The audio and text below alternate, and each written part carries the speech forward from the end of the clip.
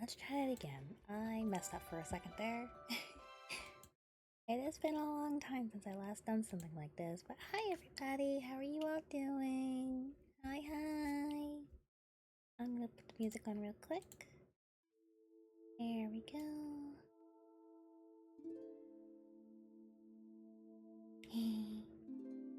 It's been a long time since I last done one of my ASMRs before, truthfully, so I'm a little nervous. Gaki! Hello, lovely! Welcome on in! Hi! Thank you for your daily paw. I appreciate you. Annyeong. Welcome on in. How are you all doing today? Hope everyone's having a wonderful evening today. Ninja, thank you for collecting your daily paw. Thank you for collecting your daily paw. Country Boy, thank you for collecting your daily paw as well. How are you all doing today? Welcome on in. Hope everyone's having a wonderful day to sit on the stream today. Yes, you do. Hello, love. It's good to see you. I hope Valorant really. Let me re-English my words. I can't speak. Oh my god, it's been a long time since I last done one of these things. Oh my goodness, I am struggling. I hope Valorant and League went really well for you earlier today, Gaki. English is hard. English is very hard. English sucks as a language. It's a story about the protagonist of an Otome game. I love those games. Wait, I'm making a mental note for that one for myself later, actually. I'm not gonna lie. I actually kind of want to read that now. Games were good. Very fun. Yippee! We love to see it. I'm drinking my water real quick. 1 second.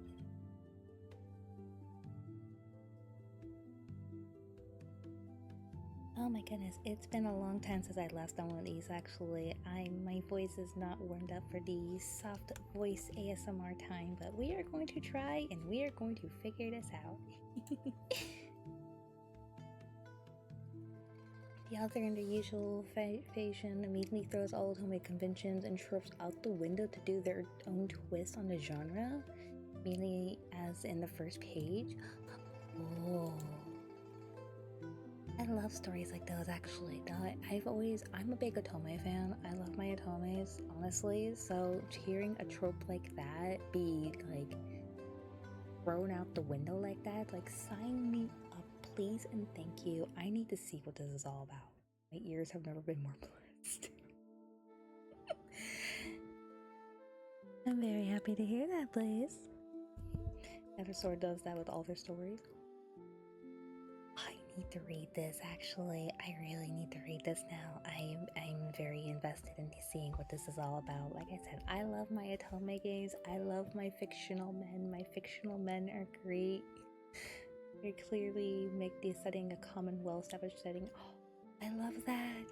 Yo, wait a minute. Hold on. I need to make a mental note for myself for later about this.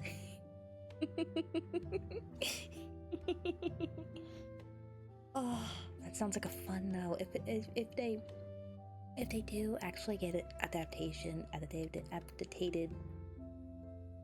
I can't speak. Adapted into an anime, I would definitely hardcore watch it and then read it afterward. Or does he mean maybe just do both? I don't know. Gamer, welcome in, lovely. Hello, hi. And then immediately with zero hesitation throws the usual tropes and cliches of the setting out of the window. Human survival is slated for an anime. They just haven't gotten to the point of oh, I see. Okay. There's no air date yet. Okay, so it's mentioned, but nothing concrete yet. I am down to read that and or watch it when it does eventually come out. I'm gonna have to keep my eye out for that one. There's a couple actually different animes that are coming out later this year. I'm like, I need to watch these and read these now. How are you doing tonight, gamer? Welcome on in. It's good to see you. Annyeong.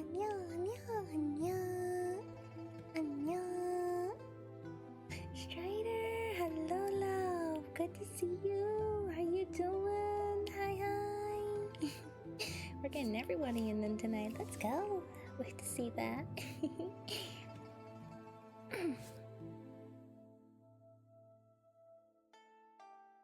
Oh my goodness gracious.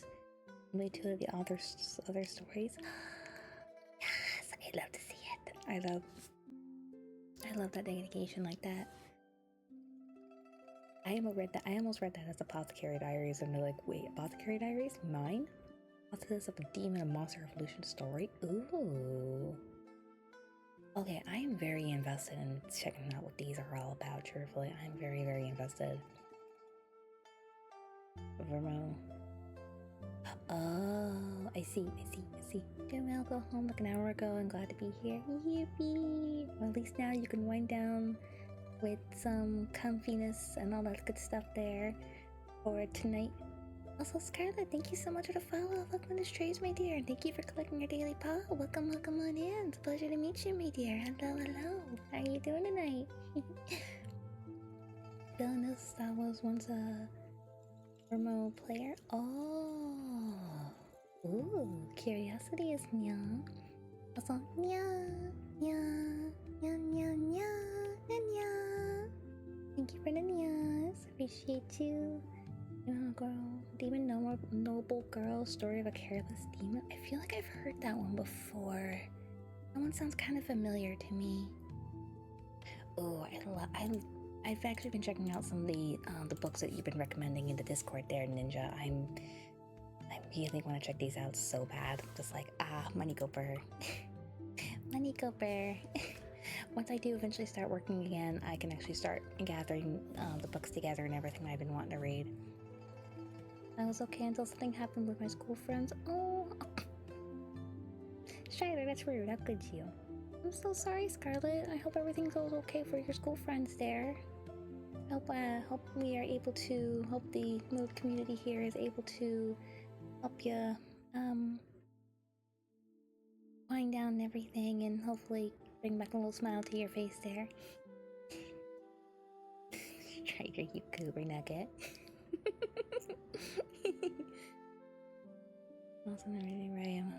Ooh. Well, some people may give me. Oh, it's one of those. Gotcha. Oh boy. I hope for the best for them then, honestly, that they are able to turn their life around with that. Jesus Christ. Pungo. Alright. Bet. 1 second. Let me. Because this is going to be very bright. 1 second there. Bungo on the sleepy hat. You got it. I will bungo on the sleepy hat.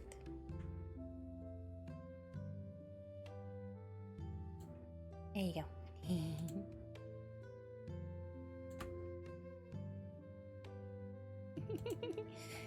There you go. Aside from that, I'm super excited to be coming back to the ASMR bedtime stories with you guys. It's been a long time since we last did it. The last one we did was the Snow White book, but as much as I wanted to continue with another book by the same author, due to the fact that it was under Disney, I didn't want to get in trouble with Disney and also possibly with Twitch as well. So unfortunately, the other Disney book I had on hand to read was also part of Disney, so I had to put that one off to the side until I am able to get full permission to actually read it on here and do bedtime stories with it. But considering the fact that it's under Disney licensing, I don't think it's gonna happen. So, but I did find another book series that I am able to read, because I know another fellow VTuber of mine, another VTuber friend I know, is currently in the middle of reading the entire series. So I figured, you know what, might as well. Honestly, Strider, my thoughts exactly. But I at least got to do the ASMR the first time around when I was doing that, so I was really happy with that. Rasta, thank you so much for the lurkies. I appreciate you, my dear. But yeah, so, yeah, no, I at least was able to do my first ASMR with that book there, so I was happy with that one. But, I have another book series here that I actually have a little bit of a history with, funny enough. I'm gonna go ahead and boop. So this one's actually an older one from when I was younger, back when I was in junior high or middle school, if anyone's from the States here. This book was very popular back when I was between the 6th grade and going up to the 8th grade. It was a very, very popular book series. I never read it actually as a kid, but I was always interested in it because it was about cats. And hi, I'm the stray cat con idol, so I wanted to read it, but I never really got a chance to read it as a kid because I didn't know where to start with the book series. I didn't know what the first book was or anything of the matter. Oh, I can pick up a throwable? Yep, you can pick up a throwable.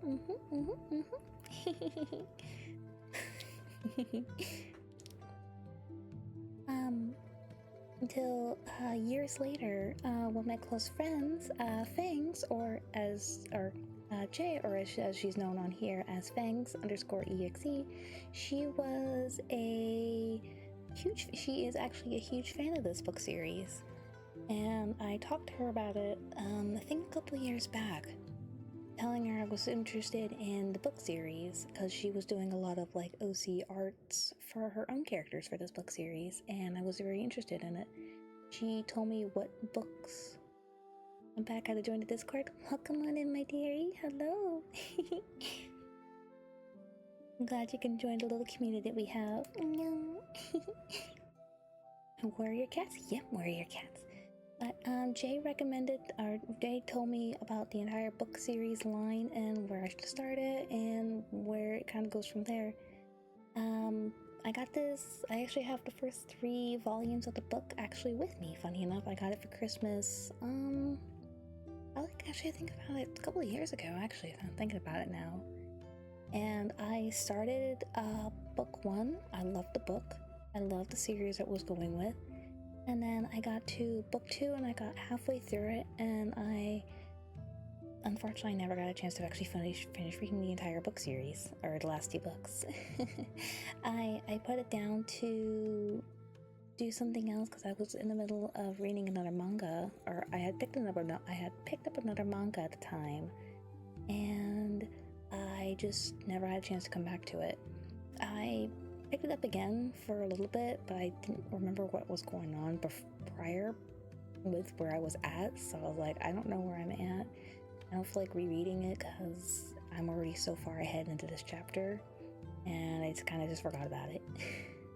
Sad as it is, yes, that is the truth. Why is my model breaking? But I figured this would be a good opportunity to do bedtime stories with it, actually, so I'm super excited about it. But yeah, we're gonna be probably reading the entire book series of Warriors Into the Wild. But yeah, nice little Nini history lore with you guys there. Jay, I think, is still very much into the book series here, so I'm kind of hoping. So if she does eventually pop in, I'm super excited that. If she eventually does pop in, she's probably gonna be very, very super duper uber excited about it. Actually, maybe go ahead and message her real quick, let her know real quick about that, because her sister's birthday was yesterday. So if Fangs does eventually come in here, make sure to tell her happy birthday to her sister. But she was watching a movie with her sister last night, and let's just say that they watched a very terrifying movie that made my poor little Jay and her absolutely terrified. But let me go and message her real quick here and let her know what's going on.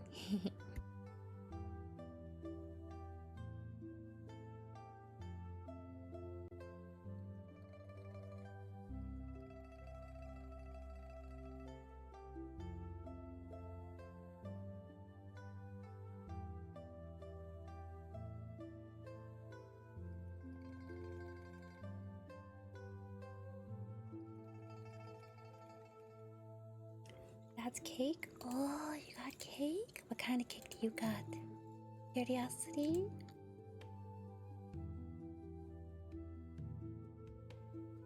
What kind of cake do you got, Strider? Curiosity is curiosity, Anya. Anya.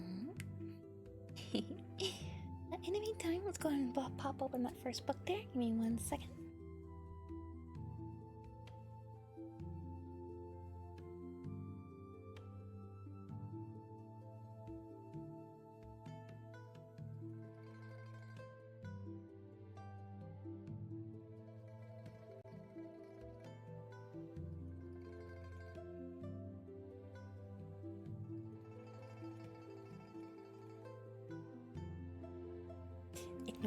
little breaking as I'm trying to pull the book out of the box here. Lovely, delicious, frosting filled. If you say chocolate cake, I'm definitely reaching through the screen right now to steal that cake from you. Alright. But yeah, like I said, this was a book that was very popular for chocolate cake. I've never had that, and that sounds absolutely delicious. I could go for some of that right now. I have a candy bar somewhere, but I'm probably gonna snack down on that later. That sounds delicious. Oh my lordy. This German forest chocolate cake. Yummy. Yummy, yummy, yummy. Make sure you save me a bite. Take a bite for all of us.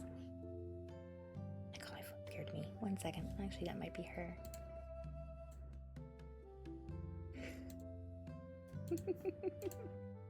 Sure enough, that's her. Sure enough, that's her. Wait, Warrior's cat? Yeah, hi Bookie, welcome on in, hello. Good evening to you, my dearie. How are you doing tonight? Welcome, welcome. Yeah, I'm gonna be doing a nice little bedtime story with this one for tonight. It was actually very popular when I was younger. I never got a chance to read it, so I'm reading. Well, I started reading it a couple years much later in my adult life. So, one of my close friends actually recommended it to me, and I don't know if I never read it either. No, yeah, no, definitely same. It was oh my goodness, my phone scared me. It was my best friend, one of my very close friends, actually is a huge fan of this book. And for some Nini audiobooks, you betcha. One of my close friends is a huge fan of this book series, and she recommended it to me. And I have actually the first 3 volumes of the book I got for Christmas a couple years back. And I've been I've been enjoying this book series ever since. I only got up like halfway through book 2, but that was it because I started reading a manga after that, and I forgot where I left off at. So, doing a little bit of bedtime stories to reach you guys for tonight. And hopefully my good friend Jay will actually pop in to see what's going on.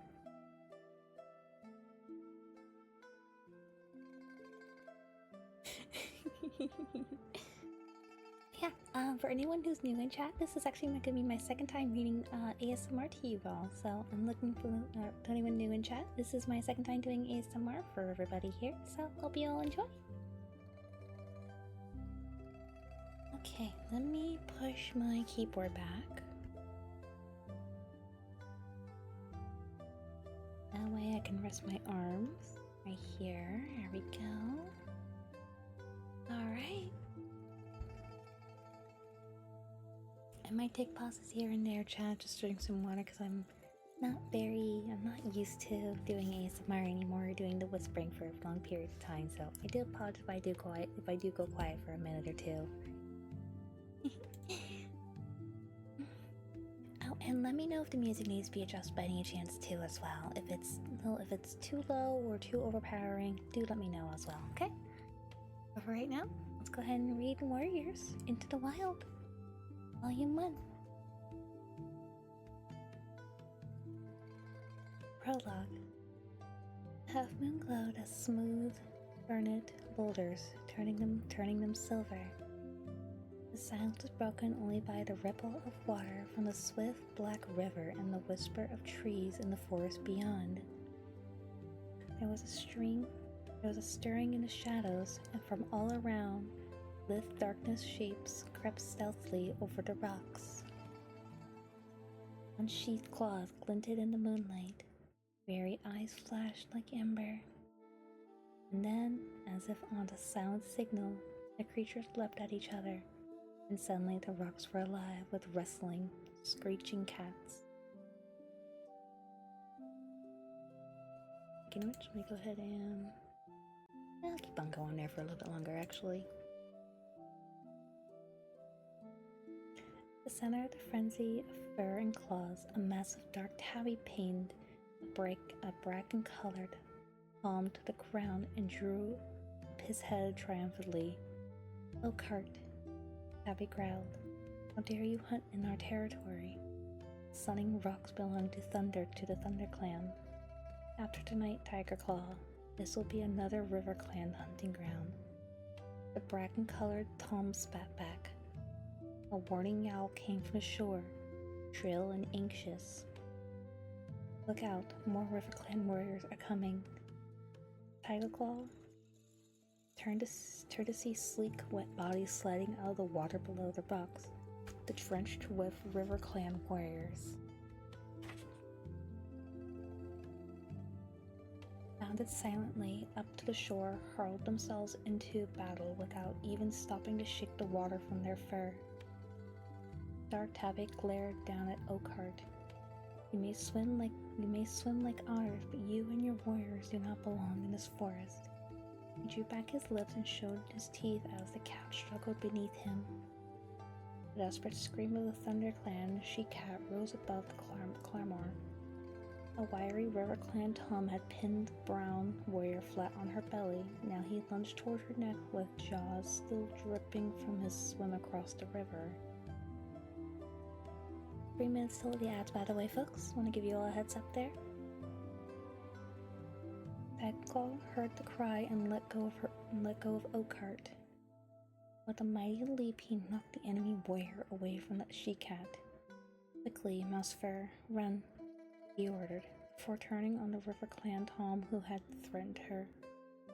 Mousefur scrambled to her paws, wincing from a deep gash on her shoulder, and raced away.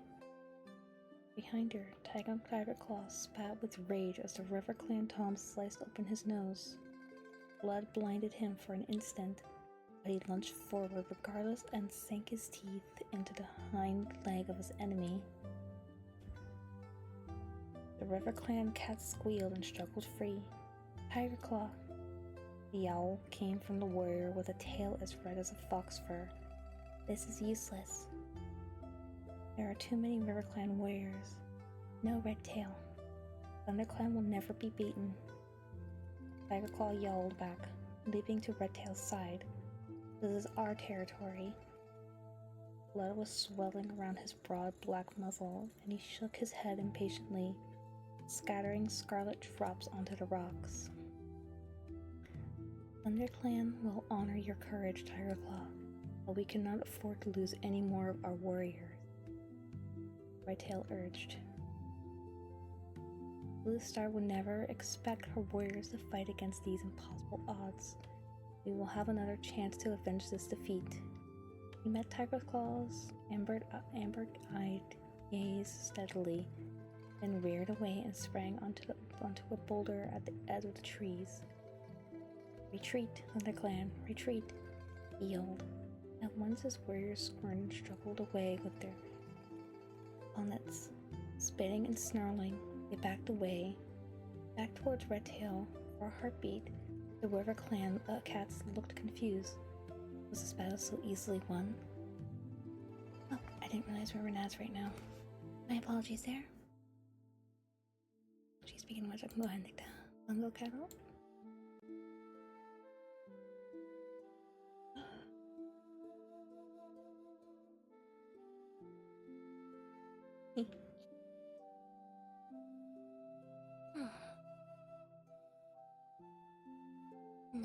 There we go.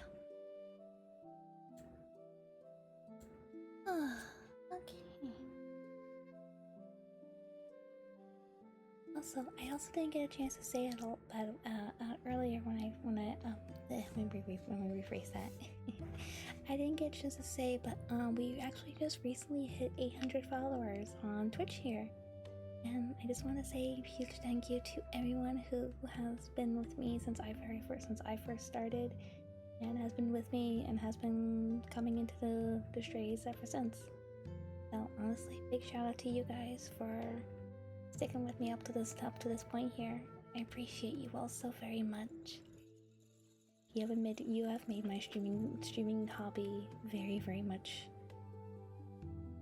Stop trying to make me fall asleep when talking in my life. I'm sorry, love.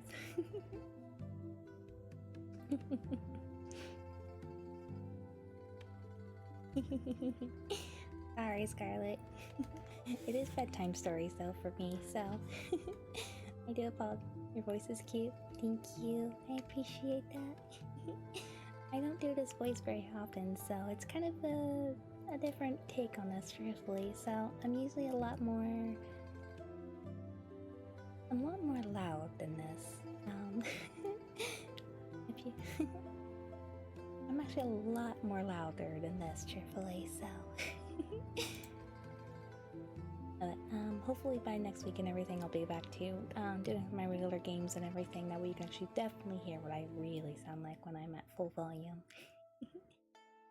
Okay, welcome back from the ads, everybody. Hope the ads were to your liking today.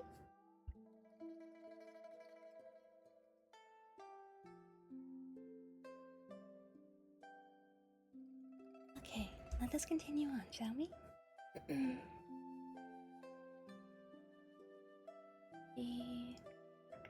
Okay, I'll read back a little bit. Retreat, ThunderClan, retreat. Yield. At once his warriors squirmed and struggled away from their opponents, spitting and snarling. They backed towards Redtail. Our heart beat. The RiverClan cats looked confused. Was this battle so easily won? Then Elkhart yelled a jubilant cry as soon as they heard him. The RiverClan warriors raised their voices and joined their deputy in wailing their victory. 1 second, guys. So sorry.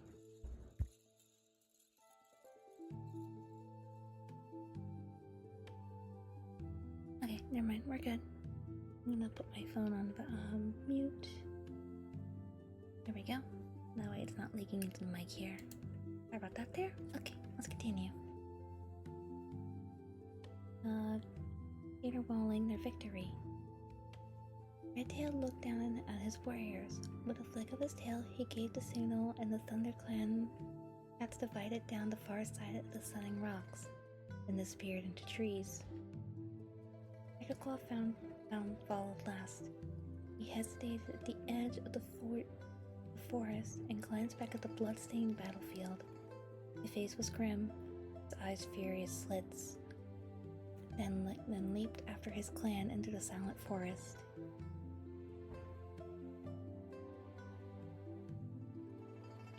In the deserted clearing, an old gray she-cat sat alone, staring up at the clear night sky. All around her in the shadows, you could hear the breathing and stirs of sleeping cats. A small tortoiseshell she-cat emerged from a dark corner. All steps quick and soundless. The gray cat dipped her head in greeting. How is Mousefur? She meowed. Her wounds are deep, Bluestar, answered the tortoiseshell, settling herself on the night cool grass. She is young and strong. She will heal quickly. And the others? They will recover too. Bluestar sighed. We are lucky to not have lost any of our warriors this time. You are a gifted medicine cat, Spotted Leaf. She tilted her head again and studied the stars. I am deeply troubled by tonight's defeat. ThunderClan has not been beaten in its own territory since I became leader, she murmured. These are difficult times for our clan. The season of New Leaf is late, and there have been fewer kids. ThunderClan needs more warriors if it is to survive. The year is only beginning, Spotted Leaf pointed out calmly. There will be more kids when Greenleaf comes. The gray cat twitched her broad shoulders. Perhaps, but training our young to become warriors takes time. ThunderClan is to defend its territory and must have new warriors as soon as possible. Are you asking StarClan for answers? Meowed Spotted Leaf gently, following Bluestar's gaze and staring up at the swath of stars glittering in the dark sky. It is at times like this we need the words of ancient warriors to help us. Has StarClan spoken to you? Bluestar asked. not for some moons, Blue Star. Suddenly, a shooting star blazed over the treetops. Spotted Leaf's tail twitched and the fur along her spine bristled. Yes, thank you so much for clicking your daily paw. Welcome in, girly. Hello, hello. What's shaking, bacon? Welcome in, girly. Blue Star's ears pricked, but she remained silent as Spotted Leaf continued to gaze upward. After a few moments, Tomodachi, Tomodachi, Tomodachi. Are you making your cursed sneeze? Blue Star's ears pricked, but she remained silent as Spotted Leaf continued to gaze upward. For a few moments, Spotted Leaf lowered her head and turned to Blue Star. It was a message from StarClan. She murmured. A distant look came into her eyes. Making my Demon Slayer OCs? Yes! If I'm ill, I'll definitely stop by after stream. Once I'm done with stream to actually check those out, because I'm very curious about what you're making over there. Fire alone can save our clan. Fire? Blue Star echoed. But fire is feared by all clans. How can it save us? Spotted Leaf shook her head. Do not know, she admitted. But this is the message ShadowClan has chosen to share with me. The ThunderClan leader fixed her clear blue eyes on the medicine cat. You have never been wrong before, Spotted Leaf. She meowed. The StarClan has spoken, then it must be so. Fire will save our clan.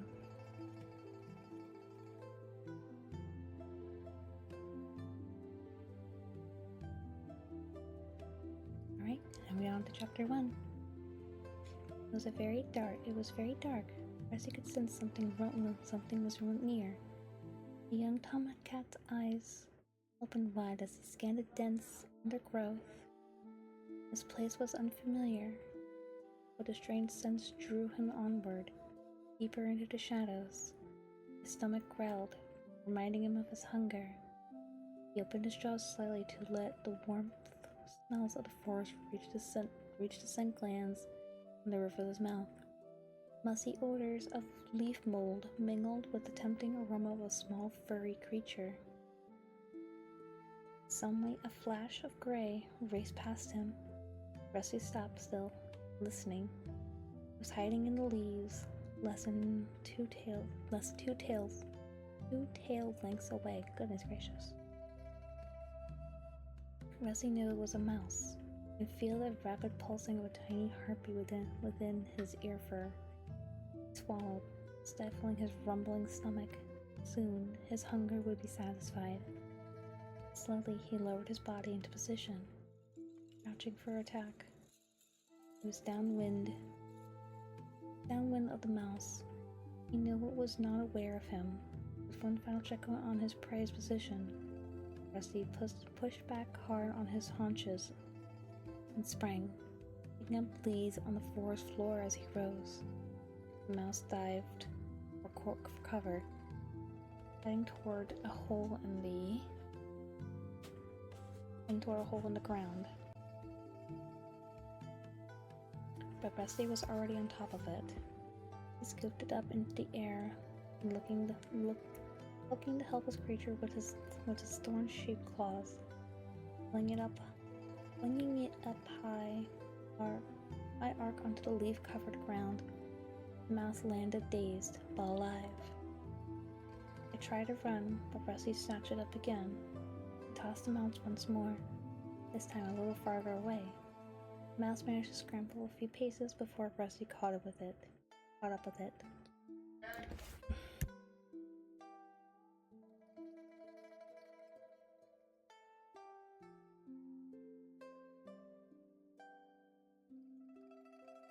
I really hope that didn't leak into the mic at all.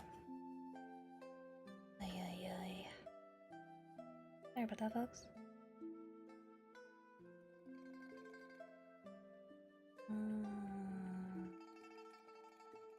Okay. Suddenly a noise roared nearby. Rusty looked around, and as he did so, the mouse was able to pull away from his claws. When Rusty turned back, he saw he saw it dart into the darkness among the tangled roots of a tree. Angry, Rusty gave up the hunt. Spun around, his green eyes glaring, intent on searching out the noise ahead. Cost him his kill. The sound rattled on, becoming more familiar. He blinked open his eyes. The forest had disappeared.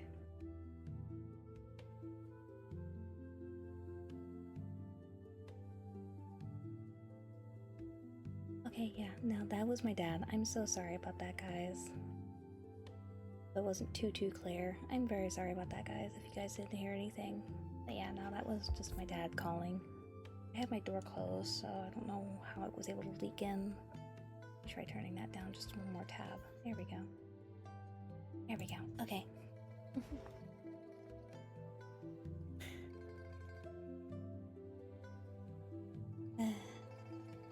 Might actually just have my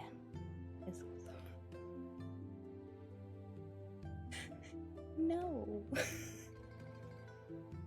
Well, at least I'm learning how to edit stuff now, so if I do hear it in post-production, if I do hear it in post-production, I can just always edit it out. So I am learning editing, so that's a nice little thing I'm doing right now, so.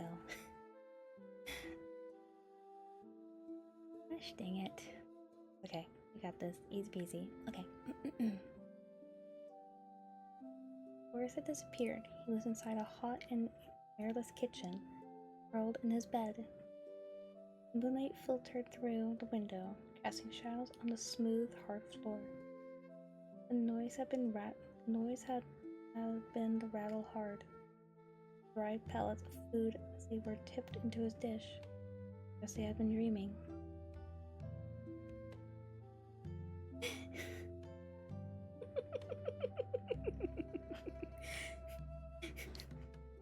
Strider, I'm gonna bonk you myself at this point. If I do hear it in post-production, I'll probably just edit it out and everything like that. Just kind of cut it out from there. 1 second, I'm gonna adjust myself in my chair.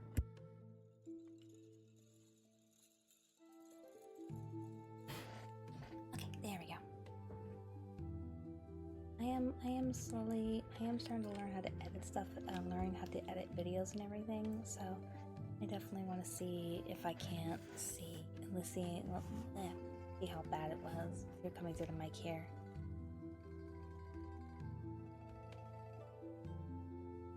I'm gonna bonk you. I swear to God, Strider, I'm going to bonk you myself.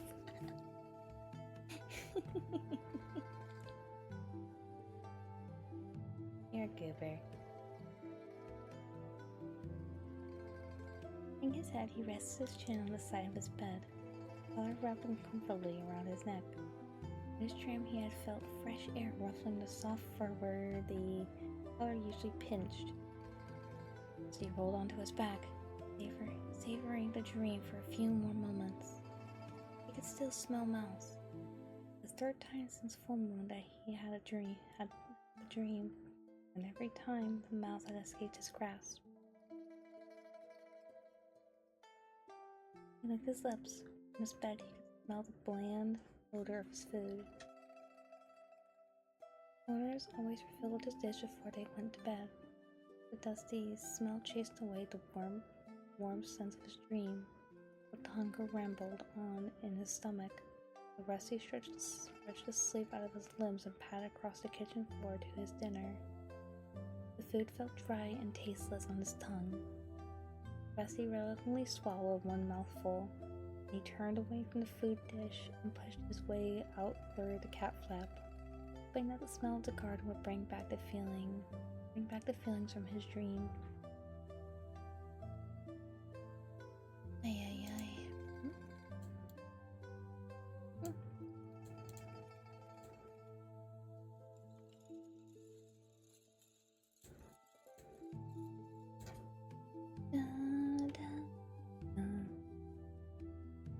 Outside, the moon was bright, raining lightly. 1 second, guys. I'm so sorry. I'm gonna let my brother know to keep it down a little bit. 1 second.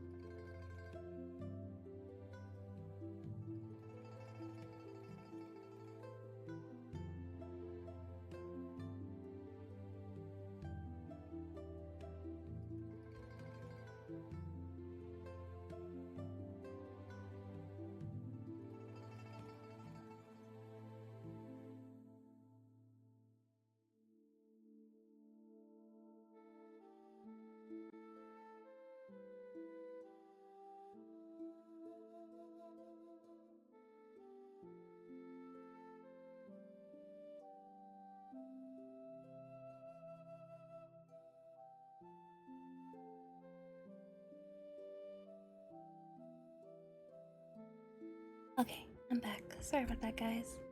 My router was being incredibly loud. His room is like right down the hallway from me, and even though my door is completely closed, his voice just carries. But I ended up telling him to keep it down, and also to also just close this door too, because that's the best way to silence him. But in the meantime, we can go ahead and continue on, shall we? Hopefully no more distractions now.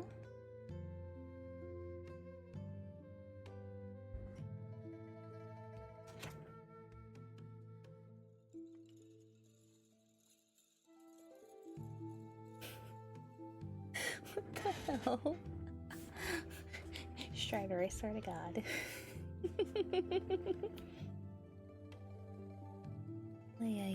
Okay, anyway, let's continue on, shall we?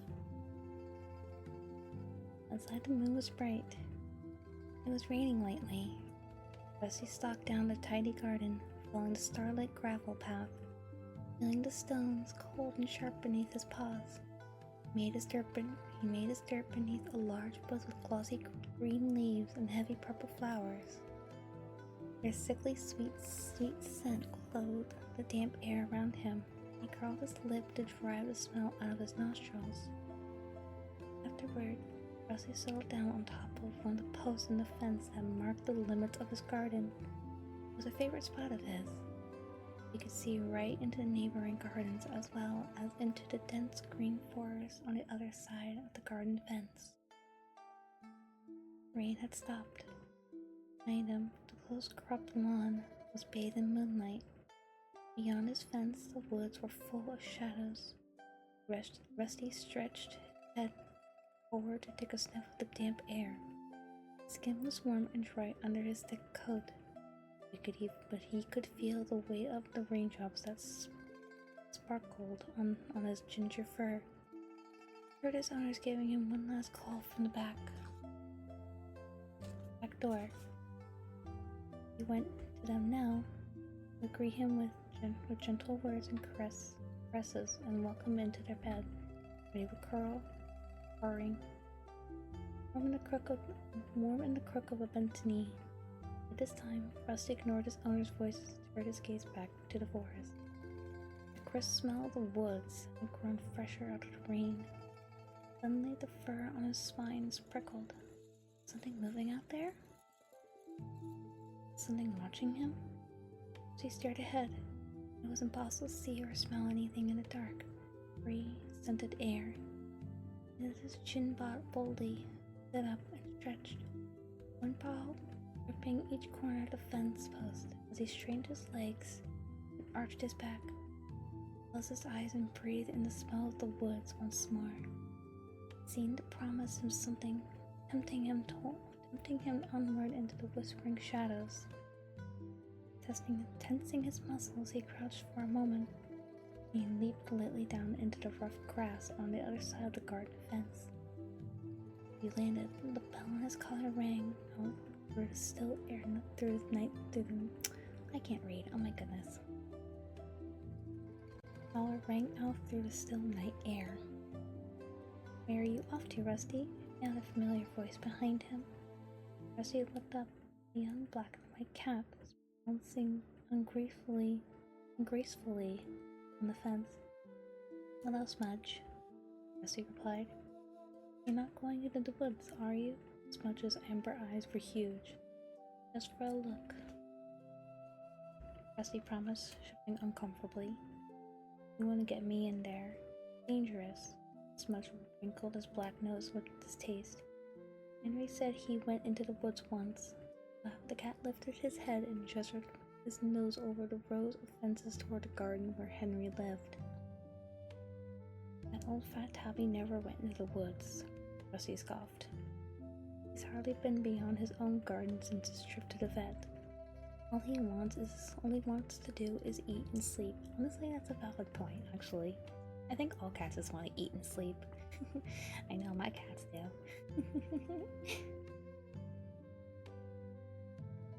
No, really, he caught a robin there, Smudge insisted.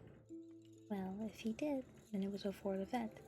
Now he complains about birds because they disturb his dozing. Well, anyway, Smudge went on, ignoring the scorn in Rusty's amusement. Henry told me there are all sorts of dangerous animals out there. Huge wildcats who eat live rabbits for breakfast and sharpen their claws on old bones. I'm only going to look around. Rusty meowed. I won't stay long. Well, don't say I didn't warn you, said Smudge. Black and White Cat turned and plunged off the fence back down into his own garden. Rusty sat down at the coarse grass beyond the garden fence. He gave his shoulder a nervous leg and wondered how much of Smudge's gossip was true. Suddenly, the movement of a tiny creature caught his eye. He watched it scuttle under the brambles. Instinct made him drop into a low crouch. With one slow paw after another, he drew his body forward through the undergrowth. Ears perked, nostrils flared. Unblinking, he moved toward the animal. He could see it clearly now, sitting among the barbed branches, nibbling on a large seed all between its paws. It was a mouse. Rusty rocked his haunches from side to side, trying to leap. He held his breath in case his bell rang again. Excitement coursed through him, making his heart pound. It was even better than his dreams. There was a sudden noise from oh my goodness. And a sudden noise of cracking twigs and crunching leaves made him jump. The bell jingled treacherously, and the mouse darted away into the thickest tangle of the bramble bush. She stood still and looked around. He could see the white tip of a red, bushy tail trailing through the clump of the tall ferns ahead. He smelled a strong, strange scent, definitely a meat eater, but neither a cat nor dog. Attracted, Rusty thought about the mouse and watched the red tail curiously. He wanted a better look. All of Rusty's senses strained ahead, and he prowled forward. Then he detected another noise. It came from behind. It sounded muted and distant. He swiveled his ears backward to hear it better. Footsteps? He wondered. He kept his eyes fixed on the strange red fur ahead, and it continued to creep onward. It was only when the faint rustling behind him became a loud and fast approaching leaf crackle that Rusty realized he was in danger.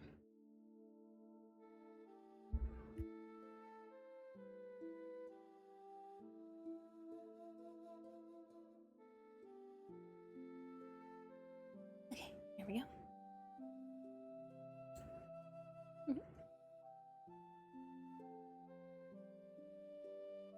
The creature hit him like an explosion, and Rusty was thrown sideways into a clump of nettles.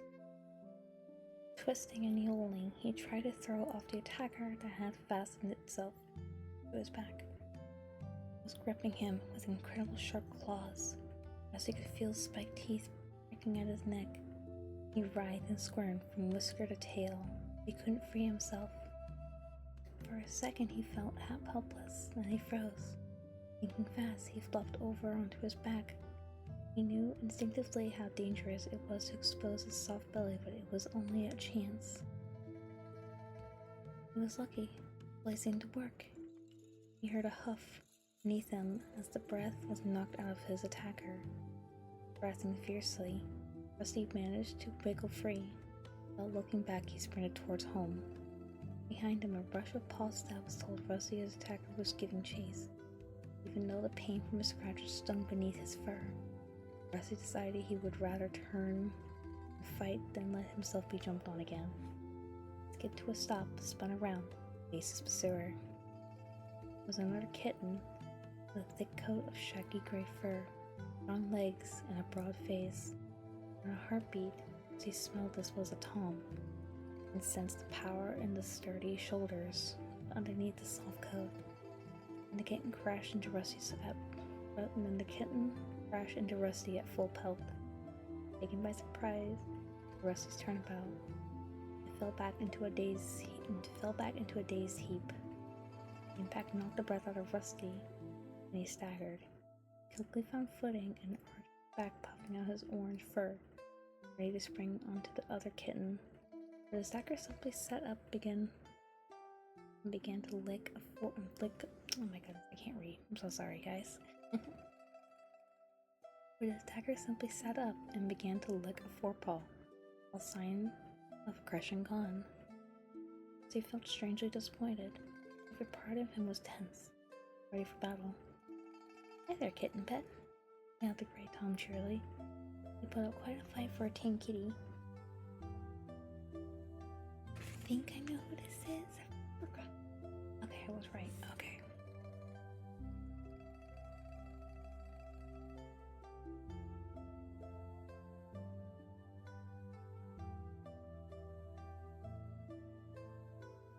Okay, there we go. Drinking some water real quick. Just remain on tiptoe for a second. Knowing where to attack anyway.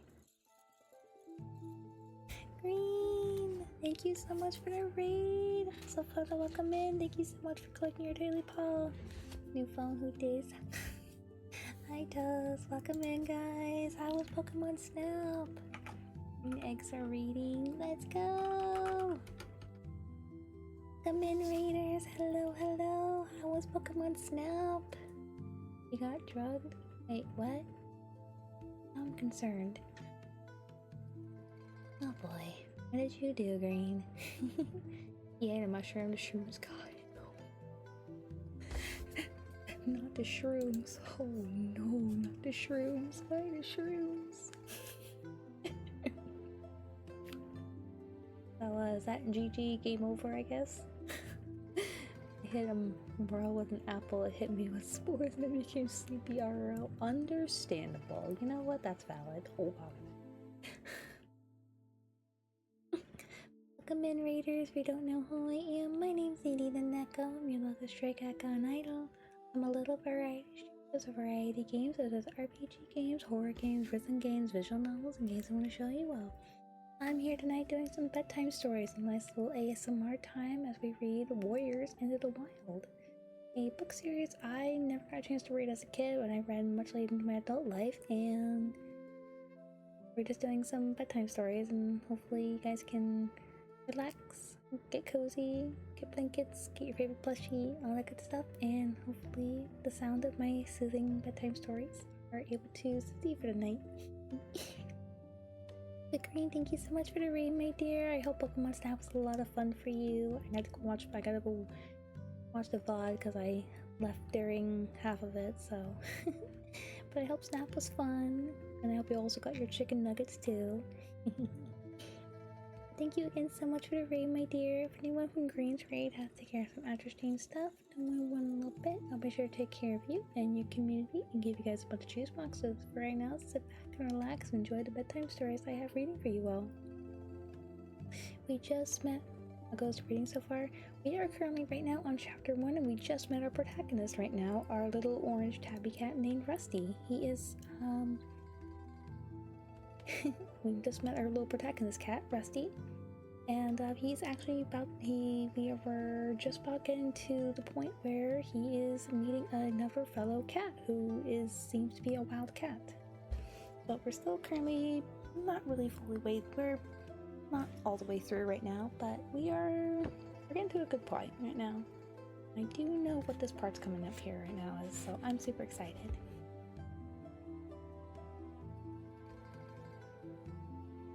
Gonna continue on reading.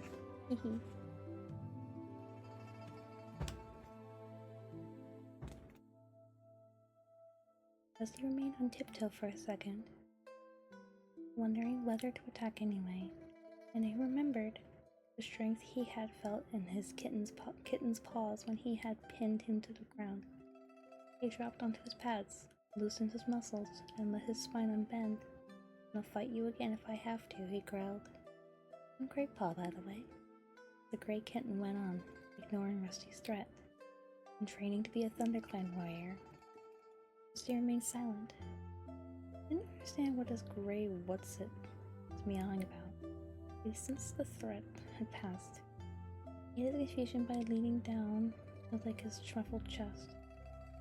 A kitty paw like you doing out in the woods. Don't you know it's dangerous? Dangerous, asked Grey Paw. If you're the most dangerous thing in the woods has to offer, then I think I can handle it. Rusty bluffed. Grey Paw looked up at him for a moment, narrowing his big yellow eyes.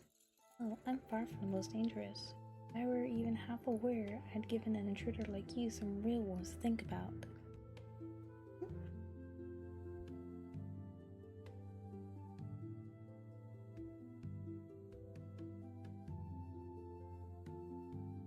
A message from someone?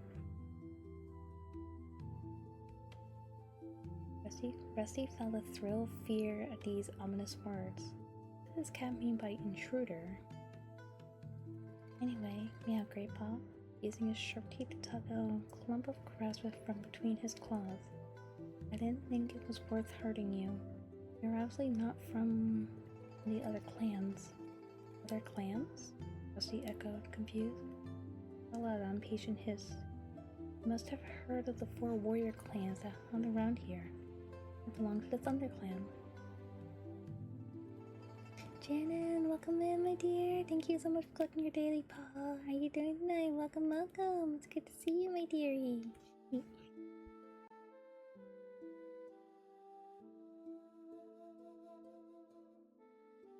Good to see you, my dear. Hello. Just doing some ASMR bedtime stories tonight. I'd lie down while I listen in. No worries, Green. Thank you. I'm good. I was going to take a shower for tonight, but my brother beat me to it. Understandable.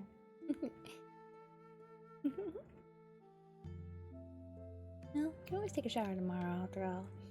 Or at least wait till your brother's done there. But usually, night showers are always bad. Bud? I can't English. And help.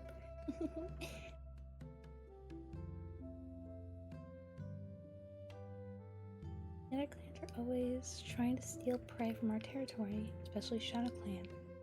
So fierce they would have ripped you to shreds, no question asked. Firepaw paused to spit angrily and continued. They come to take prey that is rightfully ours. Job of the ThunderClan warriors to keep them out of our territory. When I finish my training, I'll be so dangerous, I'll have the other clans shaking in their flea-bitten skins. They won't dare come near us then.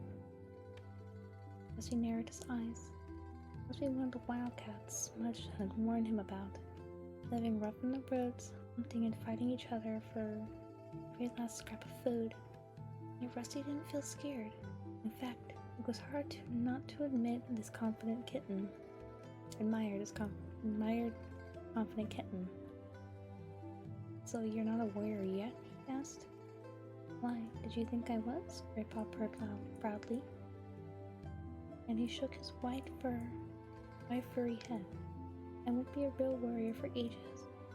I have to go through the training first. Kids have to be 6 months old before they even begin training. Tonight is my first night as an apprentice.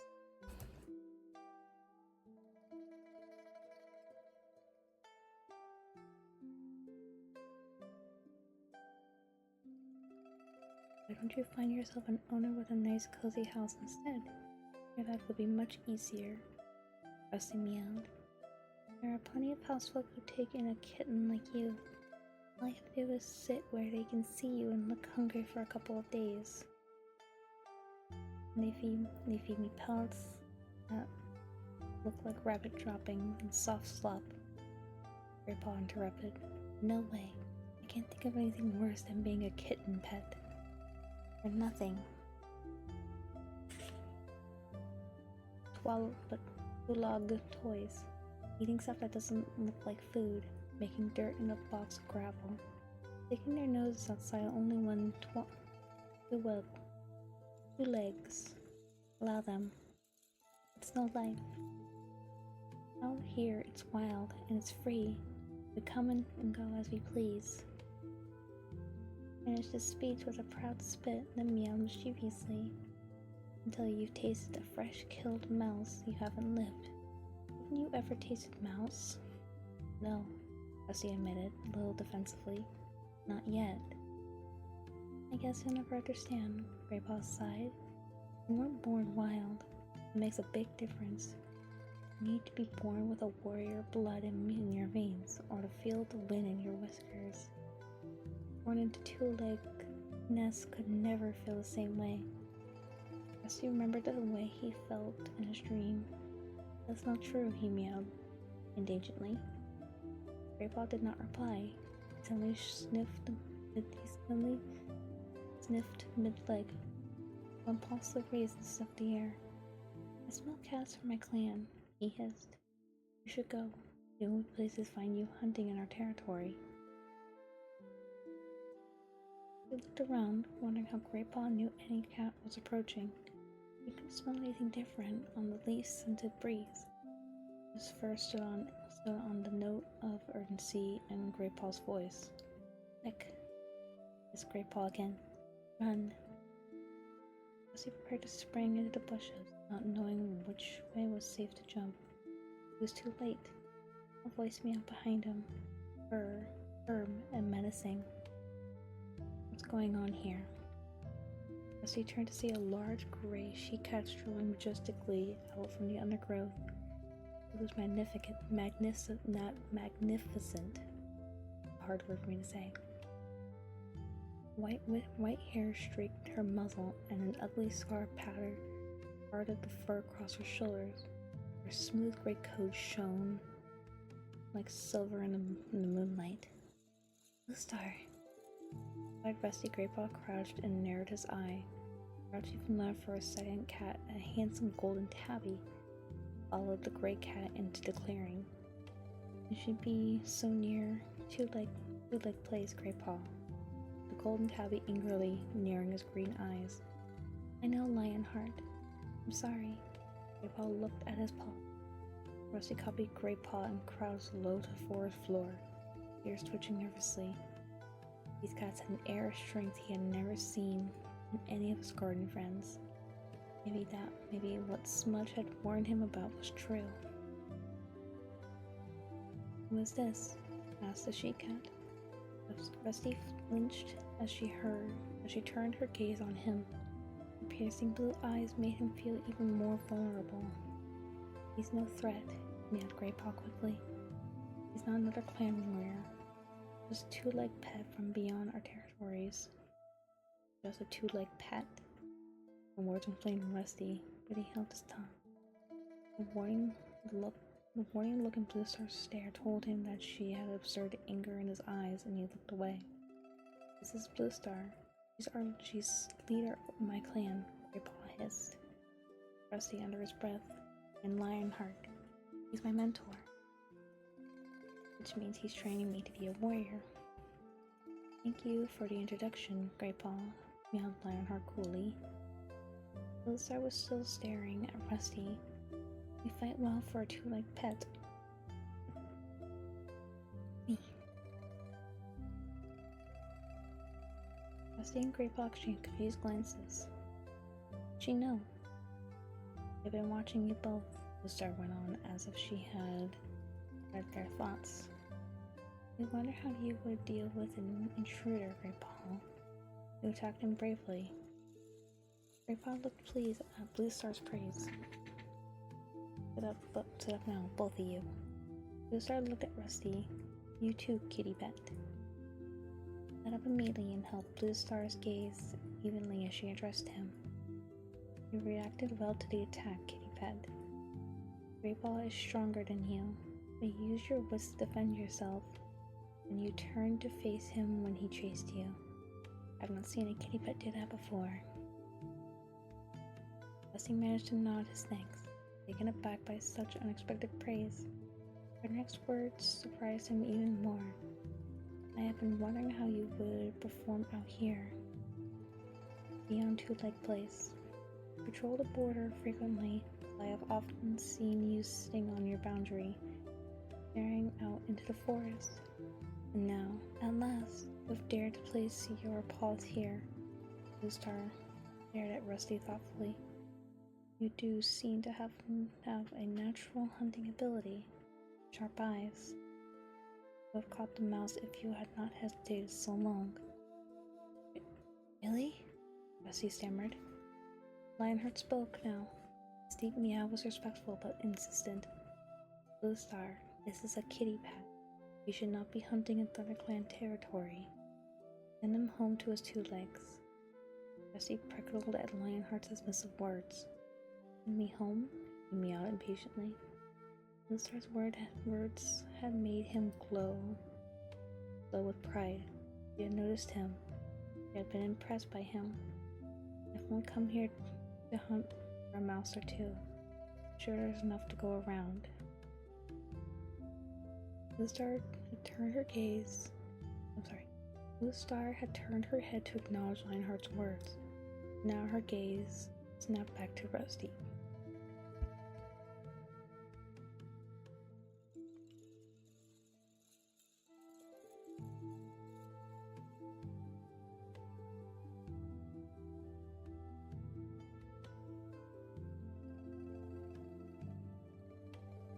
Oh, goodness gracious. Sorry, I got something in my throat for a second.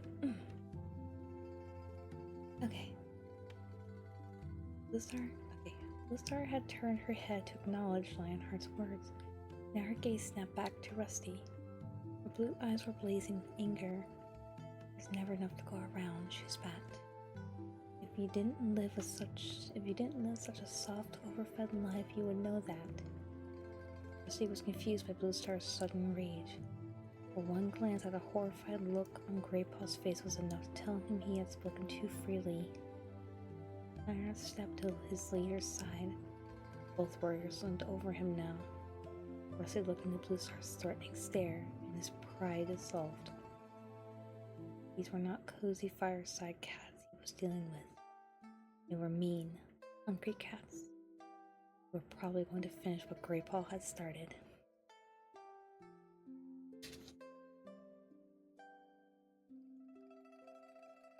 He's in trouble. I'm in big trouble right now. Alright. Chapter 2.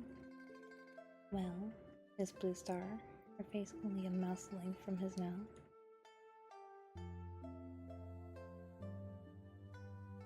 Lined his ears and crouched under the golden warrior's cold stare. His fur prickled uncomfortably. I am no threat to your clan, he mewed, looking down on his trembling paws. Threaten our clan when you take our food, told Blue Star. You have plenty of food in your 2-legged nest already. You come here only to hunt for sport. We hunt to survive. The truth of the warrior queen's words pierced Rusty's little black thorn, and suddenly he understood her anger. He stopped trembling, sat up, straightened his ears. He raised his eyes to meet hers. I had not thought of it that way before. I am sorry. He meowed solemnly. I will not hunt here again.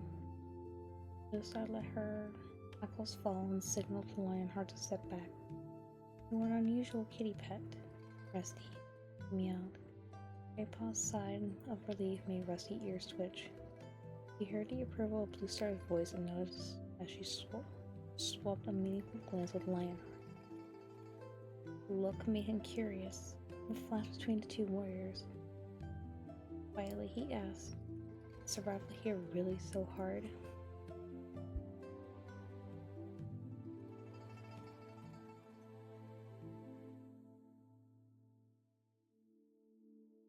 Okay, that's a little better.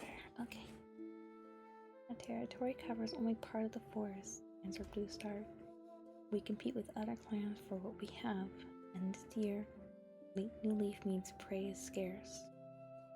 Land very big.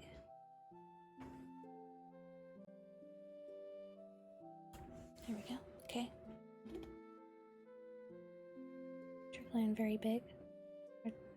Rusty meowed, his eyes wide. Big enough. Oh, big enough, replied Blue Star. Our territory can support us, but there is no prey left over. Are you all warriors then? Rusty mewed. Blue Star's guarded answers were just making him more and more curious. Lionheart answered him. Some are warriors. Some are too young, or too old, or too busy caring for kids to hunt. And you all live and share prey together? Rusty remembered in awe, thinking a little guiltily of his own easy, selfish life. Bluestar looked at Lionheart. The golden tabby stared back at her steadily. At last she returned her gaze to Rusty and meowed. Perhaps you should find out these things for yourself. Would you like to join the ThunderClan? Rusty was so surprised he couldn't speak. Bluestar went on. You did. You would train with Greypaw to become a clan warrior. But kitty paws can't be warriors, Greypaw blurted out. They don't have the warrior blood. A sad look clouded Bluestar's eyes. Warrior blood? She echoed with a sigh. Too much that has been spilled lately. Bluestar fell silent, and Lionheart meowed. Bluestar is only offering training, young kid. There is no guarantee you would become a full warrior. It might prove too difficult for you. After all, you are used to comfortable life. Rusty was stung by Lionheart's words. Flung his head around to face the golden tabby. Why offer me the chance then? But it was Bluestar who answered. You are right to question our motives, young one. The fact is, ThunderClan needs more warriors. Understood. Bluestar does not make this offer lightly, warned Lionheart. If you wish to train with us, we will have to take you into our clan. You must either live with us and respect our ways, or return to your two-legged place and never come back. Not live with a paw in each world. Wolverine stirred the undergrowth, ruffling Rusty's fur. He shivered, not with the cold, but with excitement, the incredible possibilities opening up in front of him. Are you wondering if it's worth giving up your comfortable kitty pet life? Asked Bluestar gently. Do you realize the price you will pay for your warmth and food? Rusty looked at her, puzzled. Surely his encounter with these cats proved to him just how easy and luxurious his life was. I can tell that you are still a Tom, Bluestar added, despite the two-legged stench that clings to your fur. What do you mean, still a Tom? You haven't yet been taken by the two legs. See the cutter. You stopped, meowed Bluestar gravely. You would be very different. I'm sorry, let me reread that. You haven't yet been taken by the two legs to see the cutter. Meowed Bluestar gravely. You would be very different then. Not quite so keen to fight a clan cat, I suspect. Rusty was confused. He suddenly thought of Henry, who had become fat and lazy since his visit to the vet. Was that what Bluestar meant by the cutter? I may not be able to offer you such easy food or warmth, continued Bluestar. In the season of leaf bare, the nights in the forest can be cruel. The clan will demand great loyalty and hard work. You will be expected to protect the clan with your life if necessary, and there are many mouths to feed, but the rewards are great. You will remain a Tom. You will be trained in the ways of the wild. You will learn what it is to be a real cat. The strength and the fellowship of the clan will always be with you, even when you hunt alone. Rusty's head reeled. Bluestar seemed to be offering him the life he had lived so many times and tantalizingly in his dreams. But could he live like that for real? Lionheart interrupted his thoughts. Come, Bluestar, not waste any more time. We must be ready to join the other patrol at Moon High. Claw will wonder what has become of us. He stood up and flicked his tail expectantly. Wait, Rusty meowed. When I think about your offer. Lisa looked at him for a long moment and nodded. Lionheart will be here tomorrow at sun high, she told him. Give him your answer then. Lisa murmured a low signal. In a single movement, the three cats turned and disappeared into undergrowth. Rusty blinked. He stared, excited and uncertain. Up past the ferns that encircled him, through the canopy of leaves, the stars that glittered in the clear sky. Scent of the clan cats. Still hungry, still hung heavy in the evening air. And as Rusty turned and headed for home, he felt a strange sensation inside him, tugging him to go back into the depths of the forest. His fur prickled deliciously in the light wind, and the rustling leaves seemed to whisper his name into the shadows. Get some my water real quick, 1 second.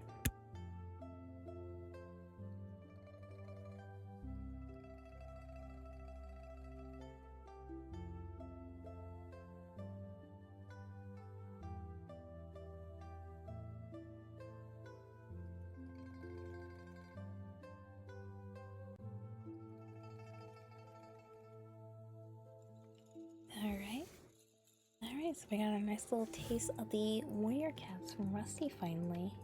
And now an offer has been made to him. Will he join the ThunderClan, become a warrior cat? Or will he be a house cat? Let's find out.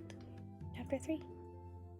The morning as Rusty slept off his night's wanderings, the mouse dream came again, even more vivid than before. Brave his collar beneath the moon, he sought the timid creature. But this time he was aware of being watched. Shining from the shadows of the forest, he saw dozens of yellow eyes. Clan cats had entered his dream world. Rusty woke, blinking in the moonlight. Blinking in the bright sunshine that was streaming across the kitchen floor. His fur felt heavy and thick with warmth. His food bowl had been topped up, and his water bowl rinsed out and filled with bitter-tasting lake water. Must be afraid drinking from the puddle outside when it was hot or he was very thirsty. He had to admit it was easier to lap up the water indoors. Could he really abandon this comfortable life?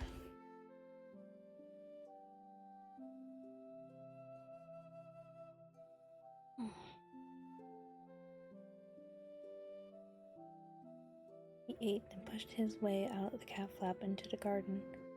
The day promised to be warm, and the garden was heavy with the smell of early blossoms. Hello, Rusty, meowed a voice from the fence. It was Smudge. You should have been awake an hour ago. The baby sparrows were stretching their wings.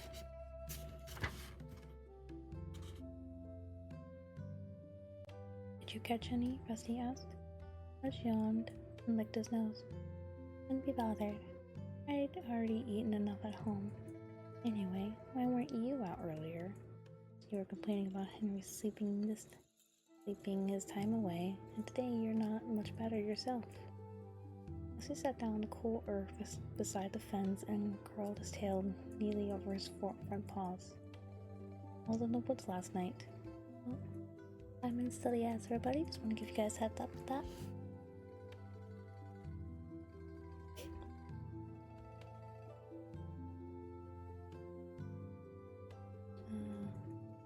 He reminded his friend. At once he felt the blood stir in his veins and his fur stiffen. Rose looked down at him, his eyes wide. Oh, yes? Forgot, how was it? Did you catch anything? Or did anything catch you? Rusty paused, not sure how to tell his old friend what had happened. Met some wildcats, he began. What? Smudge was clearly shocked. Get into a fight? Sort of. Rusty could feel the energy surging through his body again as he recalled the strength and power of the clan cats. Were you hurt? What happened? Smudge prompted him eagerly. There were 3 of them, bigger and stronger than any of us.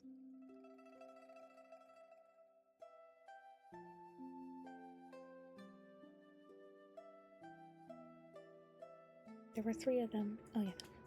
There were 3 of them. Bigger and stronger than any of us. You fought all 3 of them?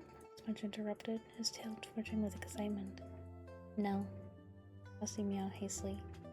Just the youngest one. The other 2 came later. How come they didn't shred you to pieces? They just warned me to leave their territory, but then... Rusty hesitated. What? Meowed Smudge impatiently. He asked me to join their clan. Smudge's whiskers quivered disbelievingly. They did? He insisted. Why would they do that? I don't know. Rusty admitted. I think they need extra paws in their clan. Sounds a bit odd to me. Smudge mewed doubtfully. I wouldn't trust him if I were you.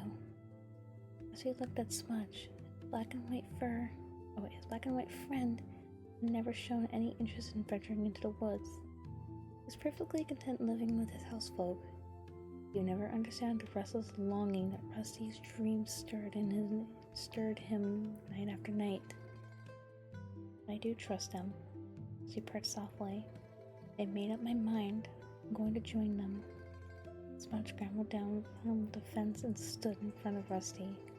Please don't go, Rusty, he meowed in alarm. I might never see you again. Rusty nudged him affectionately with his head. Don't worry. My housefolk will get another cat. You'll get on with him fine. Get on with everyone. It won't be the same, Smudge wailed. Oh, I'm currently in ads right now, folks. I'm gonna go ahead and just wait there.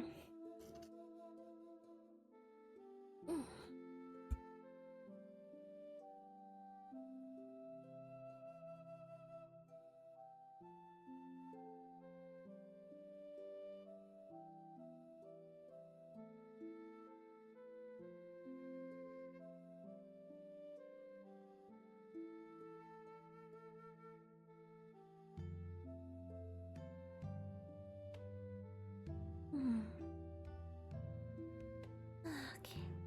I hope you're all enjoying the bedtime stories tonight here. It's been a long time since I've actually read the first book, actually, so I'm actually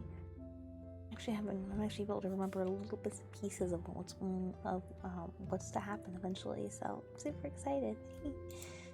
I hope everyone's been enjoying the bedtime stories I've been reading to you all tonight.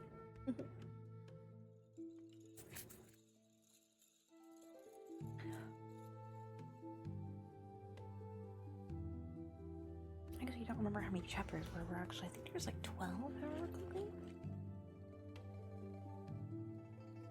No, there's not.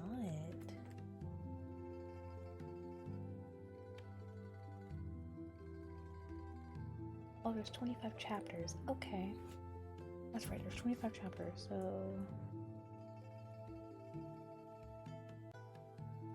Yeah,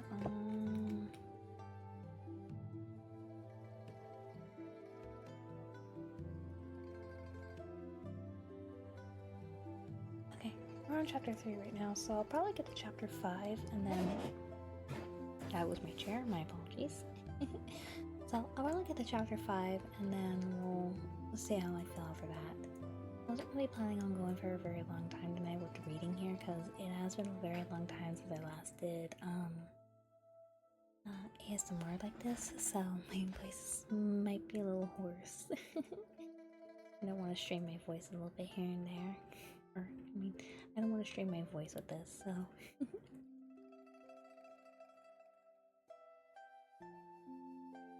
I'm also getting a little bit eepy myself, actually, truthfully. But yeah, I'm super excited about continuing to read this. Like I said, I hope y'all have been enjoying the bedtime stories tonight here, and looking forward to seeing what's going to happen with our little buddy here, Rusty. Speaking of which, that should be over in about 10 seconds, folks.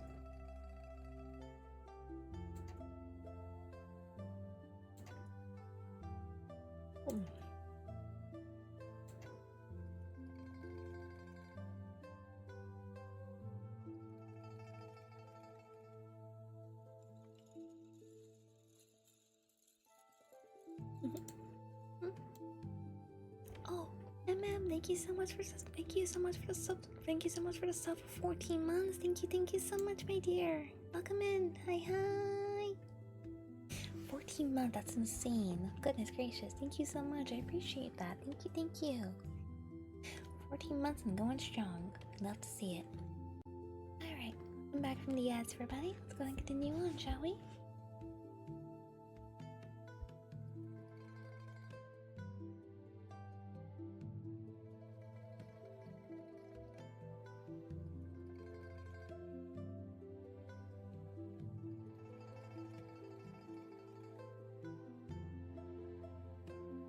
Okay, let's continue on, shall we?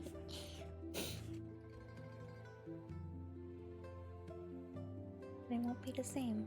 Much wailed as he twitched his tail impatiently. That's just the point. I stay around here until they take me to the cutter. It won't be the same. Smash looked puzzled. The cutter? He echoed. The vet, as he explained. Be altered, like Henry was. Smudge shrugged and stared down his paws. Henry's alright, he rumbled. I know he's a bit lazier now, but he's not unhappy. We can still have fun. So he felt his heart filled with sadness at the thought of leaving his friend. Sorry, Smudge. Miss you, but I have to go. Smudge didn't reply, but stepped forward and gently touched Rusty's nose with his own. Fair enough. I can see I can't stop you, but at least let's spend one more morning together. That is a really good cat, honestly. I've always liked this character a lot. I think he shows up in book 2 a little bit.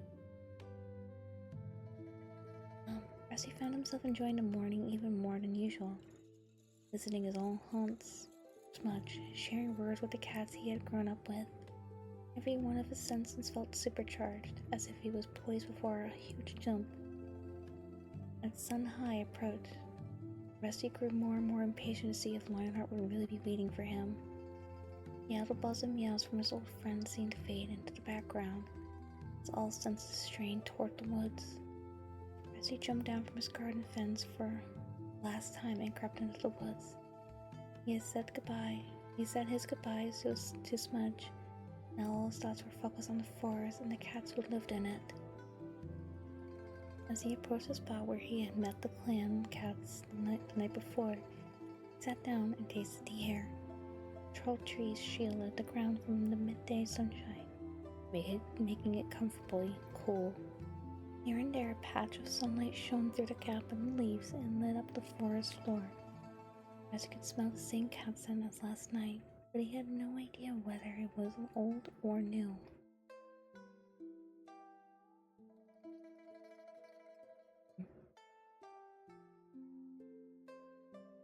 He lifted his head and sniffed uncertainly.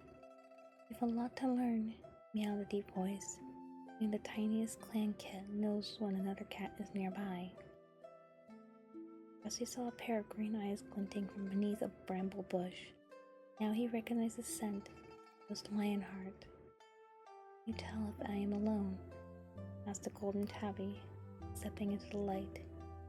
Hastily, Rusty sniffed again, as the blue star and Grey Paw were still there, but not as strong as the previous night. Presently he meowed. Blue Star and Grey Paw aren't with you this time. That's right. Yeah, Lionheart. Someone else says.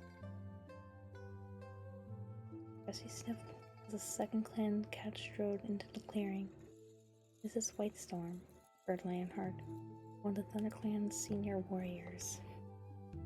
Rusty looked at the Tom and felt his spine tingle with cold fear.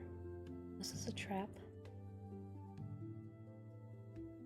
Long-bodied and muscled, Whitestorm stood in front of Rusty and gazed down at him.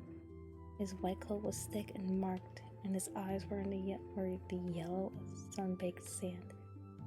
Rusty flattened his ears warily and tensed his muscles in preparation for a fight. Relax before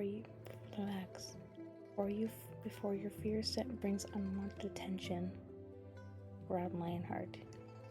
We are here only to take you to our camp.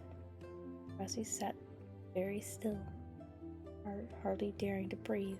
as Whitestorm stretched his nose forward and gave him a curious whiff. "Hello, young one," murmured the white cat. "I've heard a lot about you." Rusty dipped his head in greeting. We can speak more once we are at the camp," ordered Lionheart, and without pausing, he and Whitestorm leapt away into the undergrowth. Rusty jumped to his paws and followed as quickly as he could. Two warriors made no allowances for Rusty as they sped through the forest. Before long, he was struggling to keep up. The pace barely slowed as they led him over fallen trees that they cleared in a single leap. But which Rusty had to scramble over paw by paw. They passed through sharply fragrant pine trees where they had to jump across steep gullies, churned by a two-legged tree eater. On the safety of his garden fence, Rusty had often heard it roaring and snarling at a distance. One gully was too wide to jump, but filled with slimy, foul-smelling water. The clan cats wandered through without hesitation. Rusty had never put a paw in the water before, but he was determined not to show any signs of weakness, so he narrowed his eyes and fell, trying to ignore the uncomfortable wetness that soaked his belly fur. At last, Lionheart and Whitestorm paused. Rusty skidded to a halt behind them, stood panting while the two warriors stepped onto a rock, resting on the edge of a small ravine. "We are very close to our camp now," yawned Lionheart. Rusty strained to see any signs of life, moving leaves, a glimpse of fur among the bushes below, but his eyes saw nothing except the same undergrowth that covered the rest of the forest floor. I'm gonna adjust my legs real quick, 1 second, guys.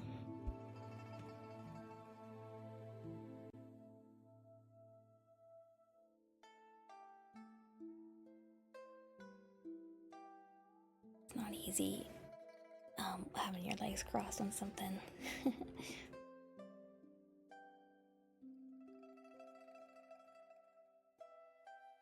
Use your nose. You must be able to scent it, hissed Whitestorm impatiently. Rusty closed his eyes and sniffed. Whitestorm was right. The scents here were very different from the cat scent he was used to. The air smelled stronger. Speaking of many, many different cats, he nodded thoughtfully and announced, "I can smell cats." Lionheart and Whitestorm exchanged amused looks. There will come a time you are accepted into the clan when you will know each cat's scent by name. Lionheart meowed. "Follow me." He led the way nimbly down the boulders to the bottom of the ravine and pushed his way through a thick patch of gorse. Thank you, Sari. What? Rusty followed, and Whitestorm took up the rear as his sides scraped against the prickled gorse. Rusty looked down and noticed that the grass beneath his paws was flattened into a broad, strong-smelling track. This must be the main entrance into the camp, he thought. Beyond the gorse, a clearing opened up. The ground at the center was bare, hard earth, shaped by the many generations of paw steps. This camp had been here a long time. The clearing was damp-cooled by sunshine, and the air felt warm and still. Rusty looked around, his eyes wide. There were cats everywhere, sitting alone or in groups, sharing food, or purring quietly as they groaned one another. Just after sun high, when the day is hottest, the time for sharing tongues. Sharing tongues. Lionheart explained. "Sharing tongues?" Rusty echoed. Clan cats always spend time grooming each other and sharing the news of the day, Whitestorm told him. "We call it sharing tongues. It is a custom that binds the members of the clan together." Cats had obviously smelled Rusty's foreign scent for heads. Their heads began to turn and stare curiously in his direction. Suddenly, oh my goodness, I can't read. I'm so sorry. Suddenly, shy of meeting any cat's gaze directly, Rusty looked around the clearing. It was edged with thick grass, dotted with tree stumps and a fallen tree. A thick curtain of ferns and gorse shielded the camp from the rest of the woods. Hey, ma'am. I'm doing really good tonight, honestly. I hope you're doing well as well. It's just been a little bit toasty the last couple days, so trying to keep myself cool. But I hope you're doing well as well tonight, ma'am. Over there, meowed Lionheart, flicking his tail toward the impenetrable-looking tangle of brambles. It's the nursery where the kids are cared for. Rusty swiveled his ears toward the bushes. He couldn't see through the knot of prickly branches, but he could hear the meowing. I can't hear a single word you said, sadly. Although my laptop sound isn't the best, but... One second, guys.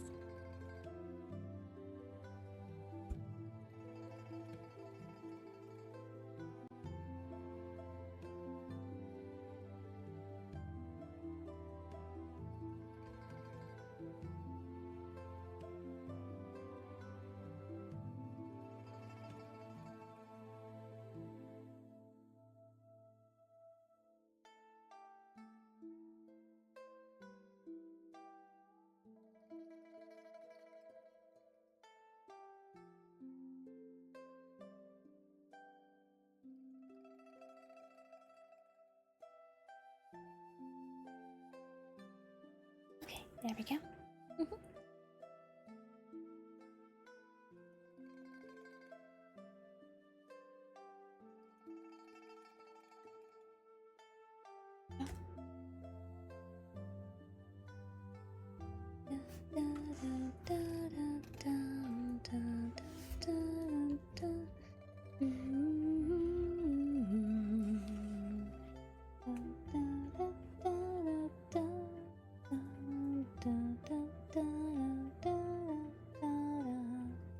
Okay, continue on, shall we? But he could hear the mewing of several kittens from somewhere inside. He watched a ginger she-cat squirmed out through a small gap in the front. That must be one of the queens, Rusty thought. A tabby queen with distinctive black markings appeared around the bramble bush. Two she-cats exchanged a friendly lick between the ears before the tabby slipped inside the nursery, murmuring to the squealing kits. The care of our kids is shared by all the queens, meowed Lionheart. All cats serve the clan. Loyalty to the clan is the first law in our warrior code. A lesson you must learn quickly if you wish to stay with us. Here comes Blue Star, meowed White Storm, sniffing the air. Rusty sniffed the air too, and was pleased that he was able to recognize the scent of the gray she-cat a moment before she appeared in the shadows of a large boulder that lay beside them at the head of the clearing. He came, Blue Star purred, addressing the warriors. White Storm replied. Lionheart was convinced he would not. Rusty noticed the tip of Blue Star's tail twitch impatiently. Well, what do you think of him? He asked. Kept up well on the return journey, at his puny size, White Storm admitted. He certainly seems strong for a kitty pet. So it is agreed? Blue Star looked at Lionheart and White Storm. Both cats nodded. And I shall announce his arrival to the clan. Blue Star leapt up onto the boulder and yelled. Let all those cats old enough to catch their own prey join here beneath the high rock for a clan meeting. A clear call brought all the cats trotting toward her, emerging like liquid shadows from the edges of the clearing. Rusty stayed where he was, flanked by Lionheart and White Storm. The other cats settled themselves below the high rock and looked expectantly up at their leader. Rusty felt a rush of relief as he recognized Graypaw's thick gray fur among the cats. Behind him sat a young tortoiseshell queen. Her black tipped tail tucked neatly over her small white paws. saw a large dark gray tabby crouched behind them, black stripes on his fur looking like shadows on a moonlight forest floor. When the cats were still, Blue Star spoke. ThunderClan needs more warriors, she began. Never before have we had so few apprentices in training. It's been decided that ThunderClan will take an outsider to train as a warrior. Rusty heard indignant murmurings erupt among the clan cats, but Blue Star silenced them with a firm yowl. I have found a cat who is willing to become an apprentice of ThunderClan. Lucky to become apprentice. Peter walled a loud voice above the ripple of shock that spread through the cats. Rusty craned his neck and saw pale tabby cats standing up and glaring defiantly at the leader. Blue Star ignored Tabby and addressed all of her clan. Lionheart and Whitestorm have met this young cat, and they agree with me that we should train him with the other apprentices. Rusty looked up at Lionheart and back at the clan to find all eyes were on him now. His fur prickled and he swallowed nervously. There was silence for a moment. Rusty was sure they must all be able to hear his heart pulsing and smell his fear scent. Now deafening Crescendo? Did he say that?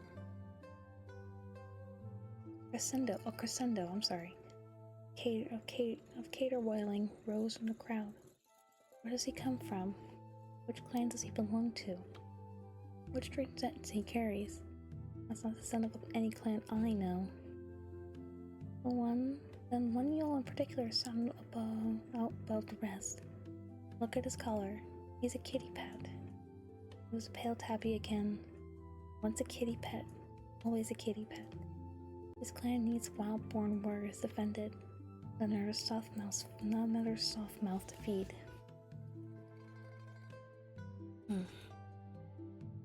Lionheart bent down and hissed into Rusty's ear. That tabby is Longtail. It smells your fear. We all do. You must prove to him and the other cats that your fear won't hold you back. But Rusty couldn't move.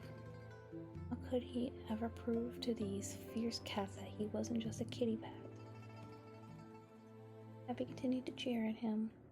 Your collar is a mark of the 2 legs, and noisy jingling will make you a poor hunter at best.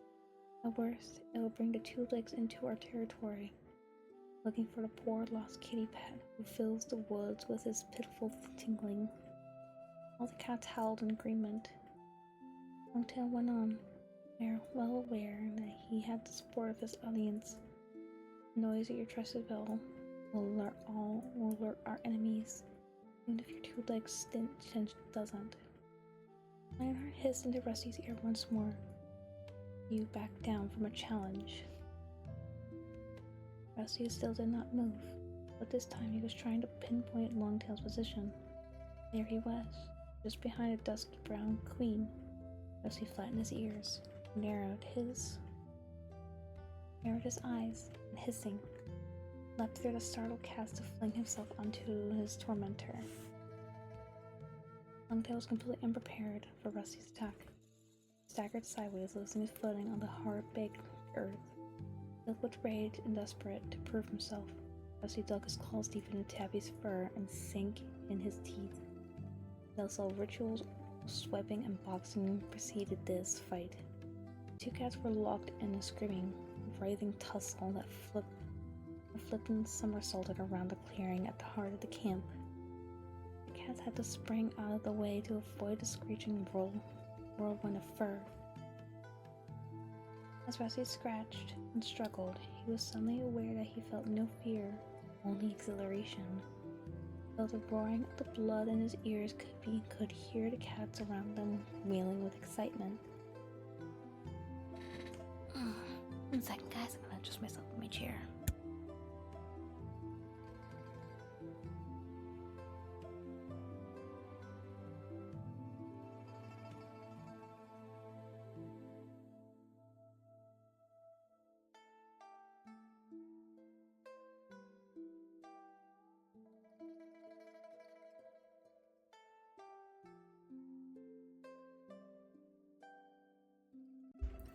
That's better. I know how to do a nice big stretch on my part. There we go. Okay.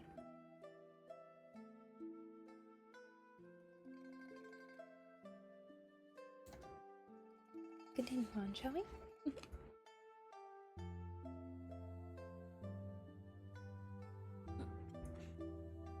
There we go. Okay. As Rousey scratched and struggled, he was suddenly aware that he felt no fear, only exhilaration. He heard a roaring of the blood in his ears. He could hear the cats around them wailing with excitement.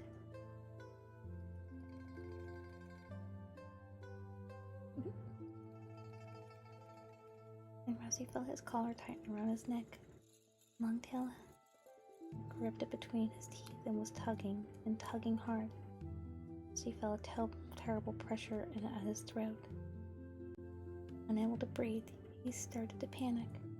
He writhed and twisted, but each movement only made the pressure worse. Stretching and gulping for air, he summoned up all his strength and tried to pull away from Longtail's grip. And suddenly, with a loud snap, he was free. Longtail tumbled away from him. Rusty scrambled to his paws and looked around. Longtail was crouching three tail lengths away and dangling from Longtail's mouth. Rusty saw his color, mangled and broken.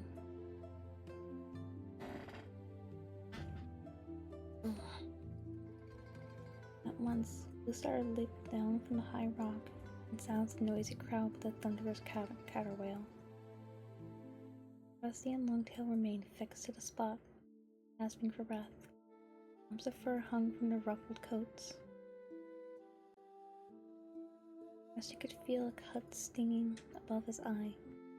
Longtail's left ear was badly torn.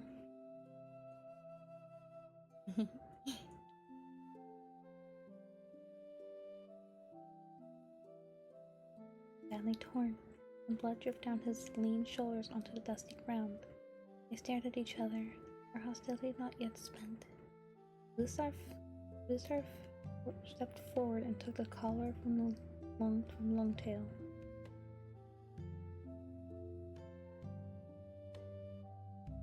Placed it on the ground in front of her and meowed. The newcomer has lost his two-leg collar in a battle for his honor. Our clan has spoken its approval.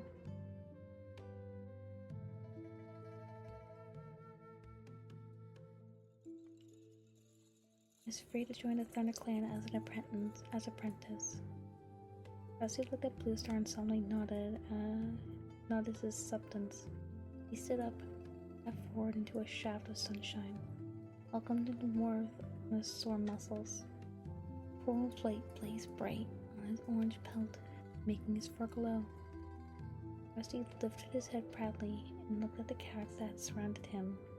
This time, no cat argued or jeered. He had shown himself to be a worthy opponent in battle. Bluestar approached Rusty and placed a shredded collar on the ground in front of him. Just as ear gently with her nose. You look like a brand of fire in the sunlight, murmured.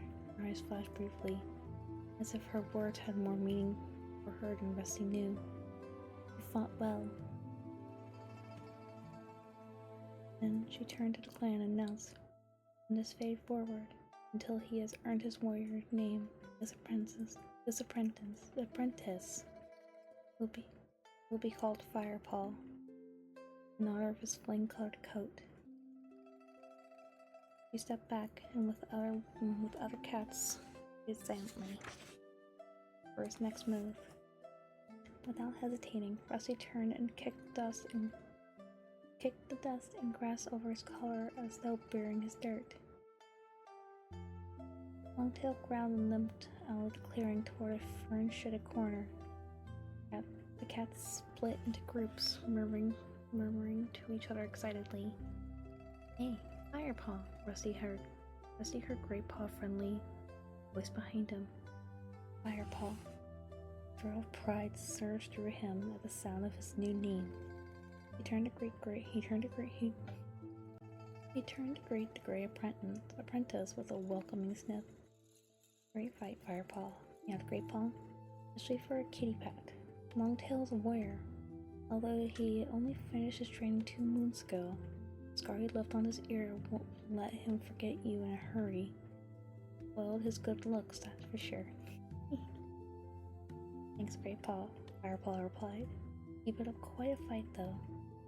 And his front paw began to wipe clean the deep scratch that stung above his eye as he washed. He heard his new name again, echoing one of the meows of the cats. Firepaw. Hey, Firepaw. Welcome, young Firepaw. Firepaw closed his eyes for a moment and let the voices wash over him. Good name too, Great Paw meowed approvingly, jolting him awake. Firepaw looked around. Where did Longtail creep off to?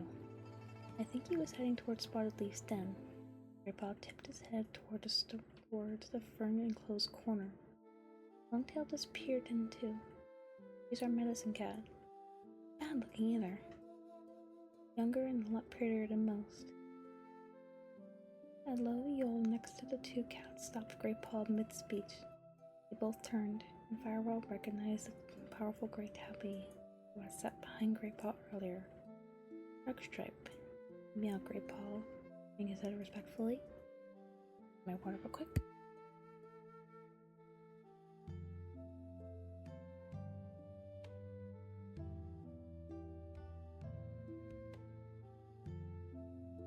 Much better.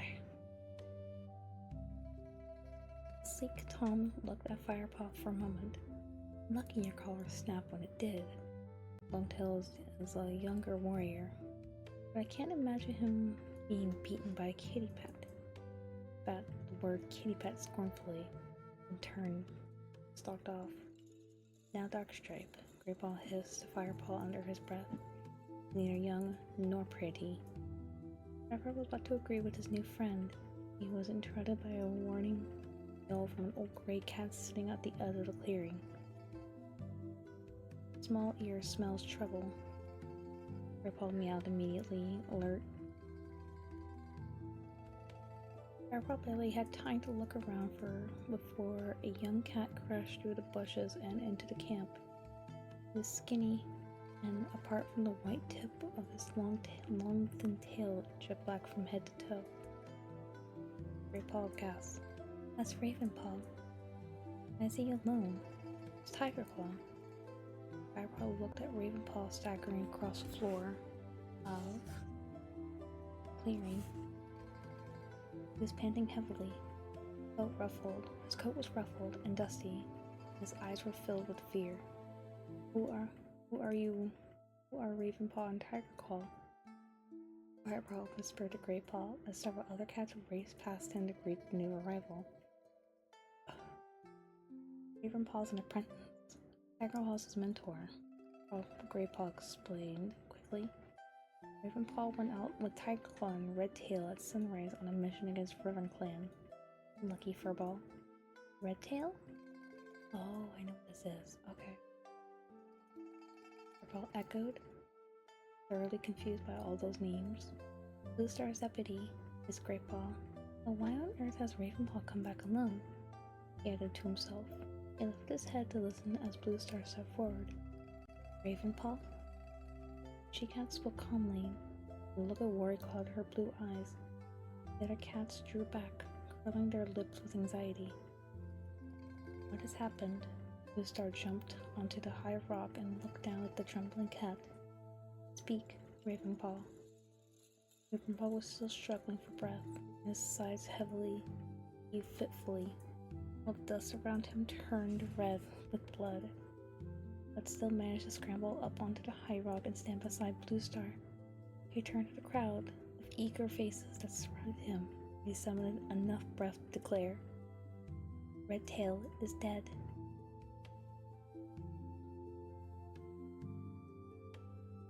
Chapter 4. Shock yells rose from the clan, cats and echoed through this forest. Ravenpaw staggered sadly. His right foreleg glistened wet with blood that flowed from the deep gash on his shoulders. We met 5 RiverClan warriors beside a stream not far from the sunning rocks. He went on shakily. Oakhart was among them. Oakhart? Firepaw gasped beside Firepaw. He is the deputy of RiverClan, one of the greatest warriors in the forest. Lucky Ravenpaw. Wish it could have been me. I'd have really. I was silenced by a fierce glance from the old gray Tom, who had first sensed Ravenpaw's return. Excuse me. Redtail warned Oakhart to keep his hunting parties out of ThunderClan territory. He said the next RiverClan warrior to be caught in the ThunderClan territory would be killed. But Oakhart would not back down.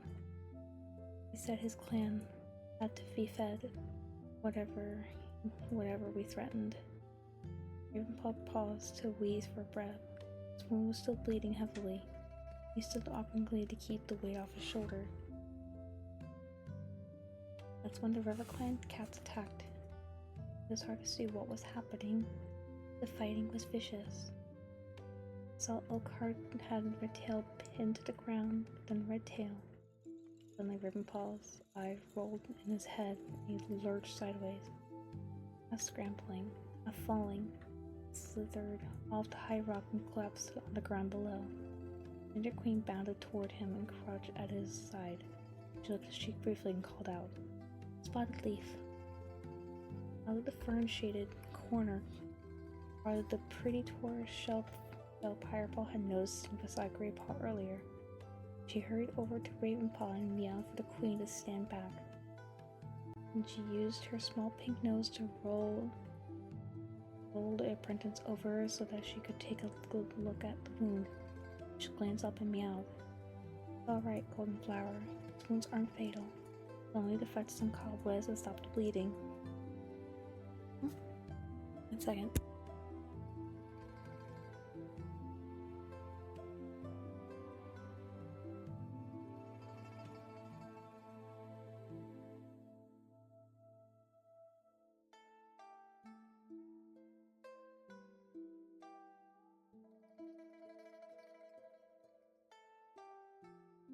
Okay. Yes. Sorry about that, chat.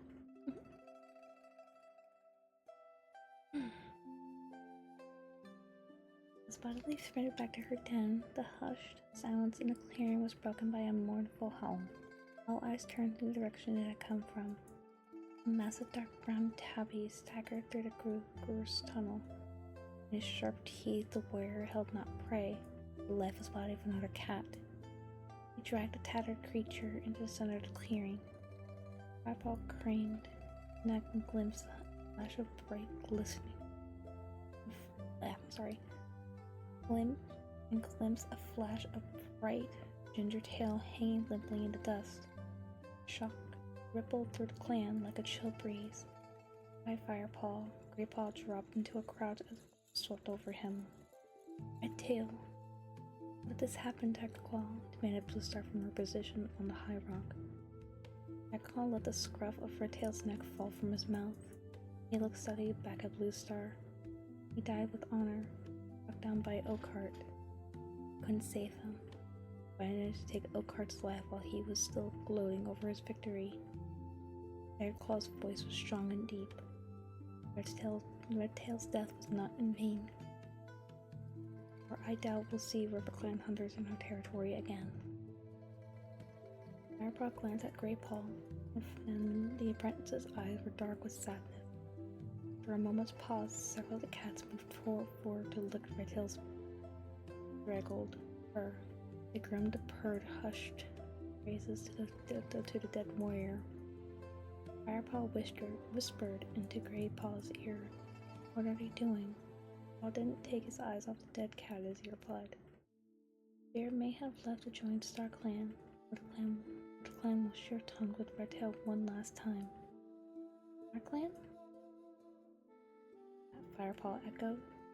"It's a tribe of heavenly warriors that watches over all clan cats. You could see them in Silverpelt." Firepaw looked confused. Grandpa explained.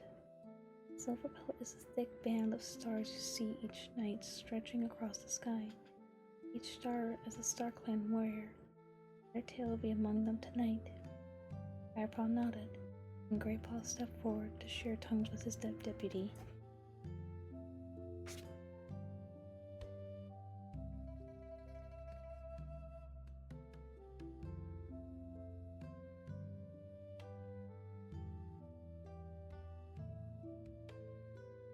There we go.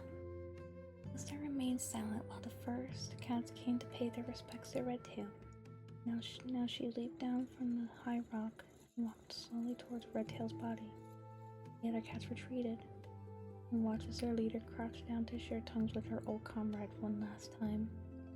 When she had finished and raised her head and spoke, her voice was low and thick with grief, and the clan listened in silence. Redtail was a brave warrior. Loyalty to ThunderClan could never be doubted. I always relied on his judgment, for it bore witness to the needs of the clan, and was never swayed by self-interest or pride. He would have made a fine leader. And she lowered herself onto her belly, but bowed, outstretched kneeling before her, and silently she grieved for her lost friend.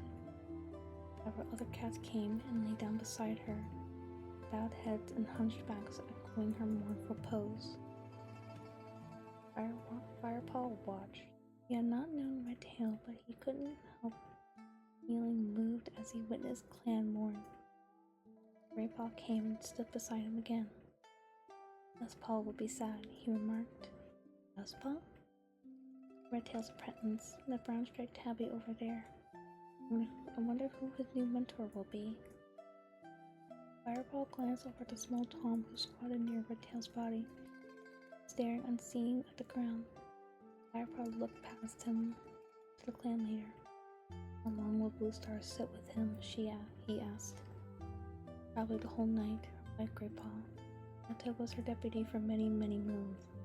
She won't want to let him go too quickly. He was one of our best warriors. Not as big and powerful as Tigerclaw or Lionheart, but quick and clever. Firepaw looked at Tigerclaw, admiring the strength that swelled in his powerful muscles and broad head. His massive body showed signs of his warrior life. One of his ears was split into a deep V shape, and a thick scar sliced the bridge of his nose. Suddenly, Tigerclaw stood up, stalked over to Ravenpaw. Spotleaf was crouching beside Tigerclaw's wounded apprentice. Using her teeth and front paws pressed the wads of cobwebs onto his shoulder wound. Firepaw leaned toward Greypaw and asked, "What's Spotleaf doing?" Stopping the bleeding, it looked like a nasty cut, and Ravenpaw seemed really shaken up. He's always been a bit jumpy, and I've never seen him this bad before. Let's go and see if he's woken up yet. They made their way through the grieving cats toward the spot where Ravenpaw lay, settled themselves at a respectful distance away to wait until Tigerclaw had finished speaking. A spotted leaf, Tigerclaw addressed for a show of confident meow. Who is he? Do you think you can save him? I spent a lot of time training him, and I don't want my efforts to be wasted on the first battle. Spotleaf didn't look up from her patient as she replied, "Yes, pity if, after all your valuable training, he dies in his first battle." Oh, Buck dies in his first fight, eh? Firepaw could hear teasing purr in her soft meow. Will he live? Tigerclaw demanded. Of course. He just needs rest. Tigerclaw snorted and looked down at the motionless black shape. He jabbed Ravenpaw with one of his front claws. Come on then, get up. Ravenpaw didn't move. Look at the length of that claw, Firepaw hissed. You're right, replied Greypaw with feeling. No, I wouldn't want to get into a fight with him. Not so fast, Tigerclaw. Spotleaf placed her paw over Tigerclaw's sharp talon and gently moved it away. His apprentice needs to keep as still as possible until the cut has healed. We don't want him opening his wound by jumping about trying to please you. Leave him alone. Firepaw found himself holding his breath as he waited for Tycho's reaction. He guessed that few cats dared to give orders to the warrior like that. The big tabby stiffened and seemed to lean about to speak, then Spotted Leaf meowed teasingly. Even you know better than to argue with a menacing cat, Tycho. Tycho's eyes flapped at the little tortoiseshell words. I wouldn't dare argue with you, dear Spotted Leaf, he purred. He turned to leave and caught sight of Greypaw and Firepaw. Who's this? He asked Greypaw, towering above them. He's a new apprentice. Greypaw meowed. It smells like kitty pet, snorted the warrior. I was a house cat. Firepaw meowed boldly. But I'm going to train to be a warrior.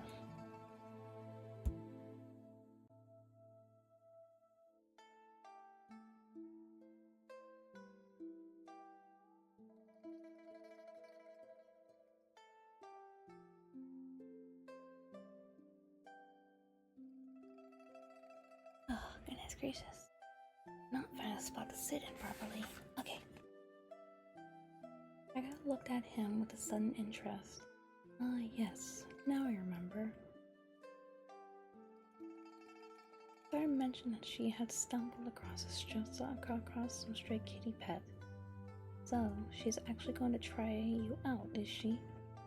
Firepaw sat up very straight, anxious to impress this distinguished clan warrior. That's right. He meowed respectfully. Tycho eyed him thoughtfully, and I shall watch your progress with interest. Firepaw puffed his chest out proudly as Tycho stalked away. You think he liked me? I don't think Tycho likes any apprentices, whispered Greypaw. Then Ravenpaw stirred and twitched his ears. Be gone, he mumbled. Who? Tycho?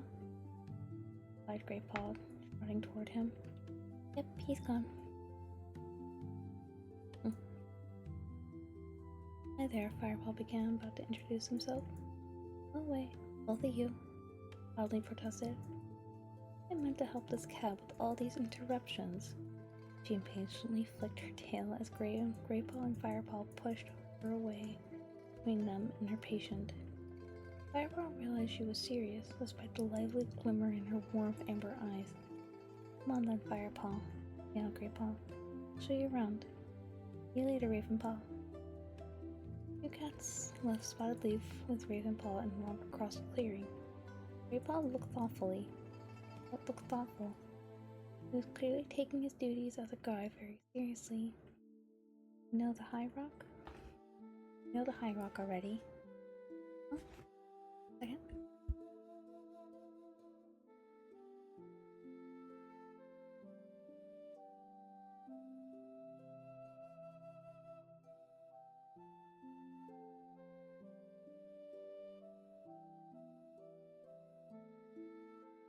Sorry, I got a message from my mom about something.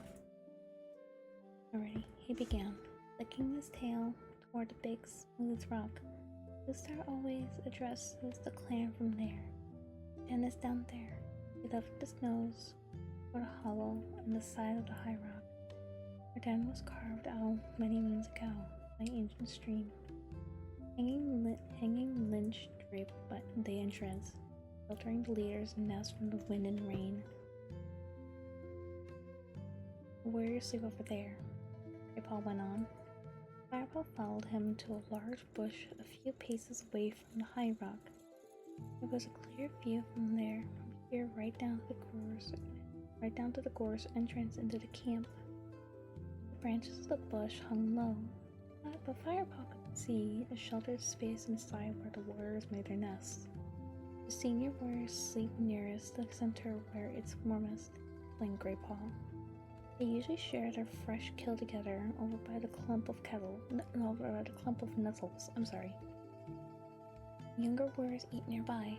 Sometimes they are invited to join the senior warriors for eating, which is a big honor. About the other clan cats, Firepaw asked, fascinated but feeling rather overwhelmed by all the traditions and rituals of the clan life.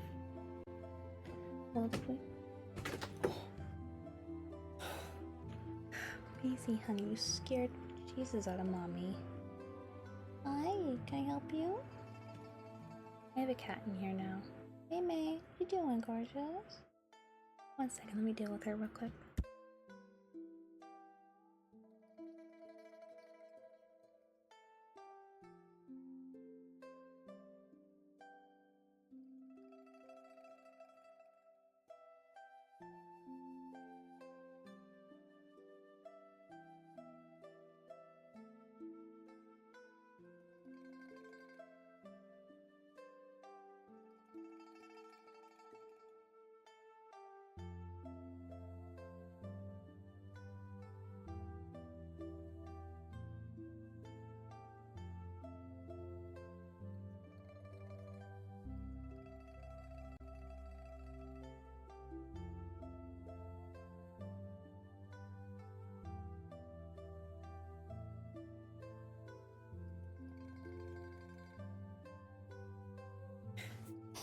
Maisie came in doing her normal thing where she opens the door, looks in, and then stares at me and walks away, and I'm like, oh.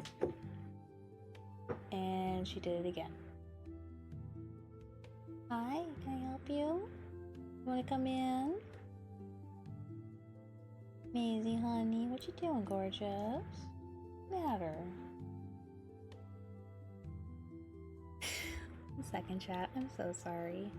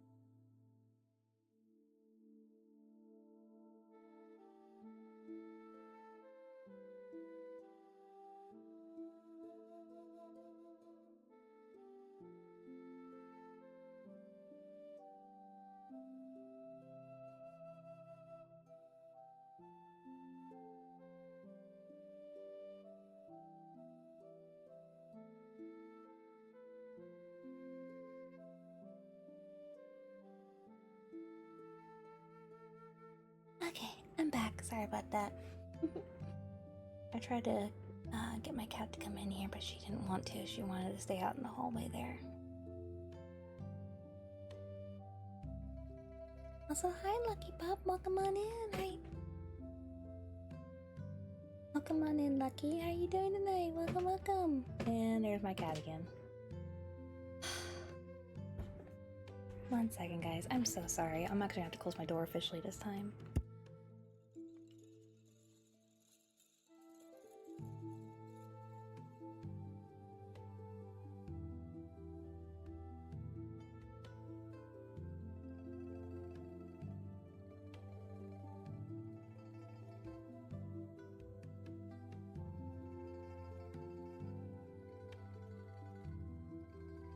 Okay, that is the 3rd time she's done that.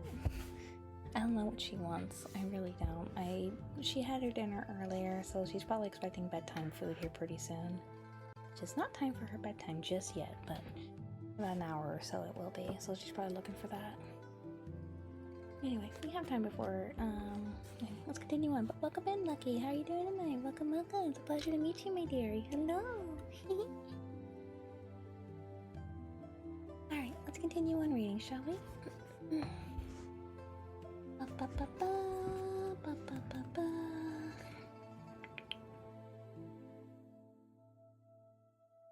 Where I left off at.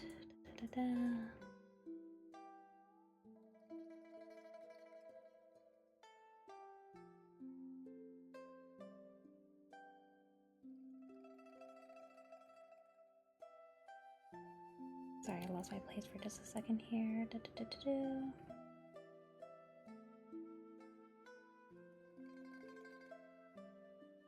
Oh, here it is. Okay, I found it. Here we go.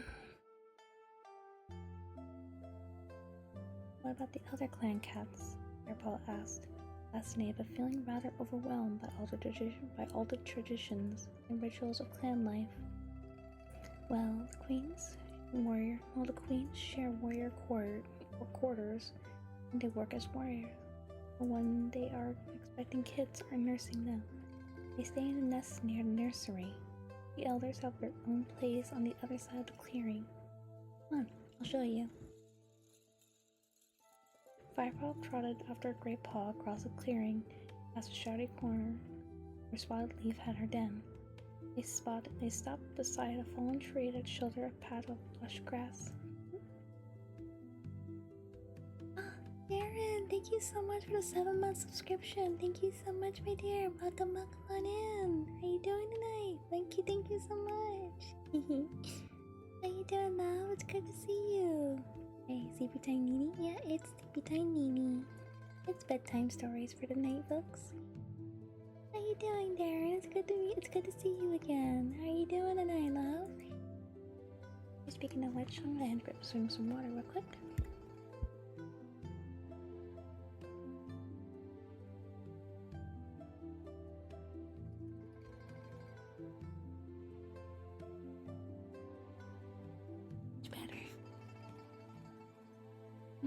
Much better.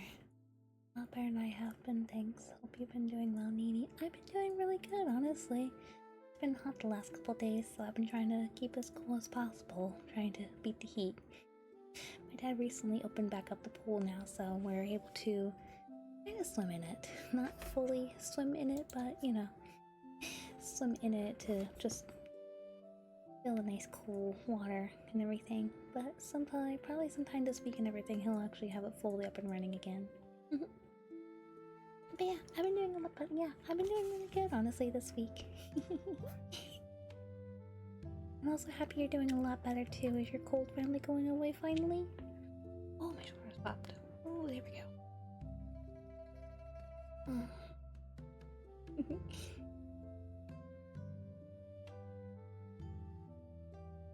Firepaw trotted after Greypaw across the clearing and past a shadowy corner where Spotted Leaf had her den.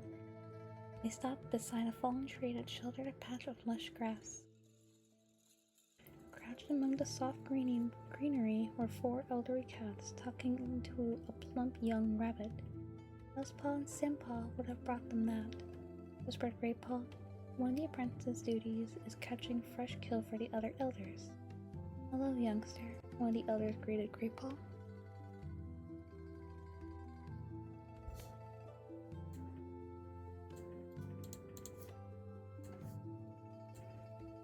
Gone to spit a pulse infection and fatigue now. Ah, okay, that's at least something good there at least. Make sure you keep getting lots of rest and everything for yourself, okay? I'm glad you're doing better now. Like I said, just make sure you get lots of rest and everything. Just keep taking the medicine you're doing to get rid of all that infection, fatigue, and all that. Happy you're doing a lot better though, Darren. Happy to hear. One of the elders greeted Greypaw. Oh, small ear. He's Greypaw, nodding respectfully. This must be our new apprentice, Firepaw, isn't it? Beyond the second Tom. His patched fur was dark brown, and there was only a stump where his tail should have been. That's right, Firepaw replied, copying Greypaw's polite nod. I'm half-tail, purred the brown Tom. Welcome to the clan. 5 minutes till the ads, folks. Just want to give you guys a heads up about that.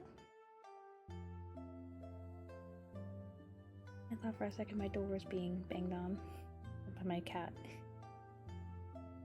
And sure enough it is. Adele.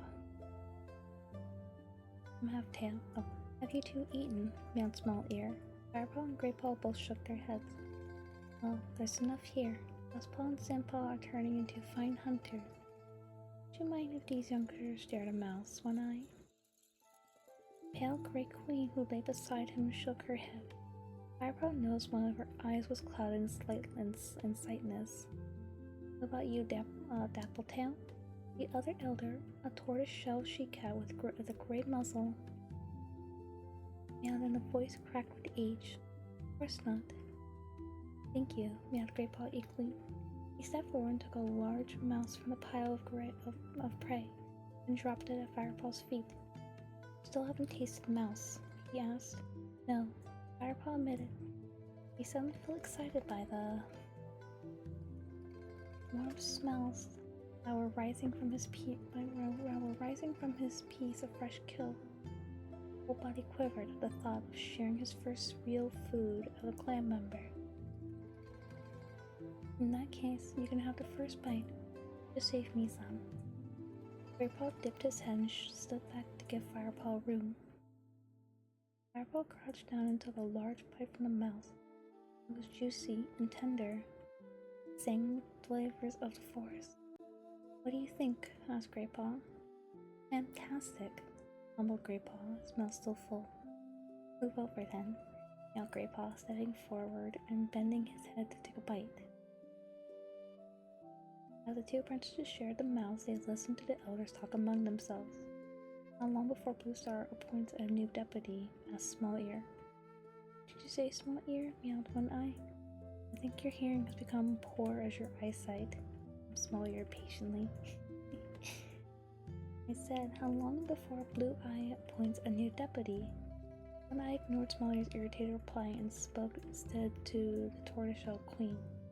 Dappletail, do you remember the day many moons ago when Bluestar herself was appointed deputy? Dappletail meowed earnestly. Well, yes, it was not long after her. Oh, we're going ads right now, folks. I'm gonna put a quick pause on that before we continue. How much more are we? Okay, so not much longer till chapter 5, and then we can go ahead and end it off there afterwards.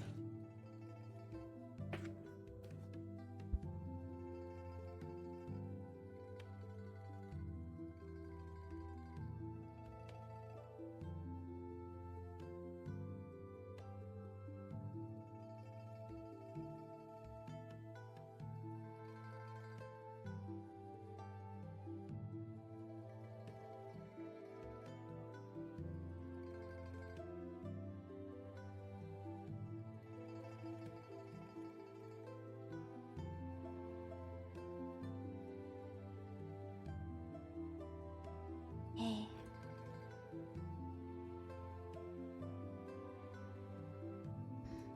Officially, Rusty is now within the ThunderClan.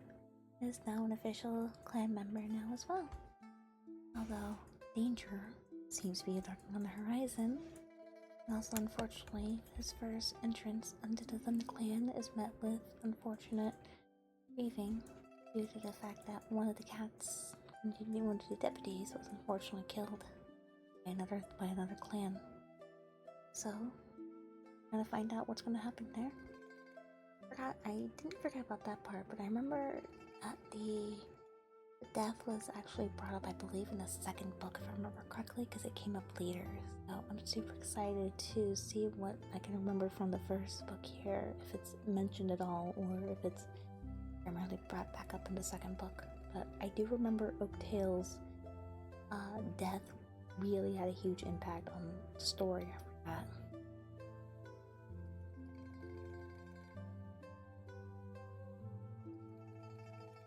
Much better. Oh, water in my system. I didn't get fresh water before I started streaming, so it's a little warm, but it's okay. Still yummy. Nom. Nom. Nom. Nom. Nom. Okay, who's on live right now anyway? Okay, I have a couple people in mind if we can go right tonight, as long as they're still alive after I'm done here. They should be. They usually go pretty late sometimes. An ad should be over here momentarily, folks.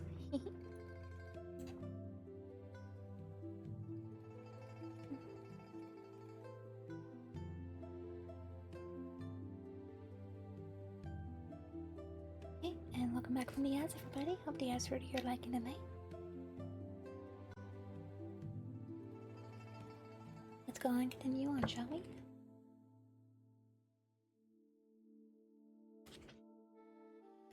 There we go.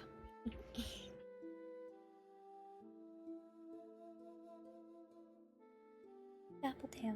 Do you remember the day that many moons ago when Blue Star herself was appointed deputy? Tail meowed earnestly. Oh yes, it was not long after she lost her kits. I'll not be happy to be appointing a new deputy, Snowy observed. Redtail served her long and well. She'll need to make up her mind quickly. According to clan custom, the choice has not been made for Moon High after the death of the old deputy. At least this time the choice is obvious. Male tail, half tail.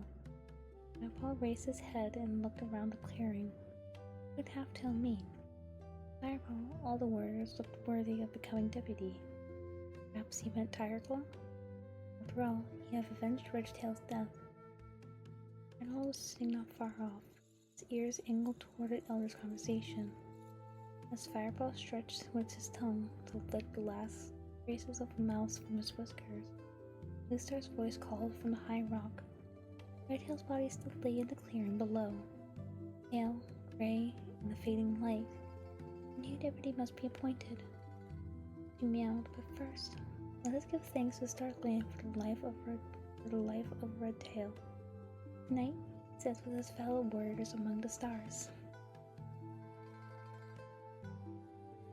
Sounds fell as the cats looked up into the sky, which was beginning to darken as evening crept over the forest. Now, I shall name ThunderClan's new deputy, Blue Star continued.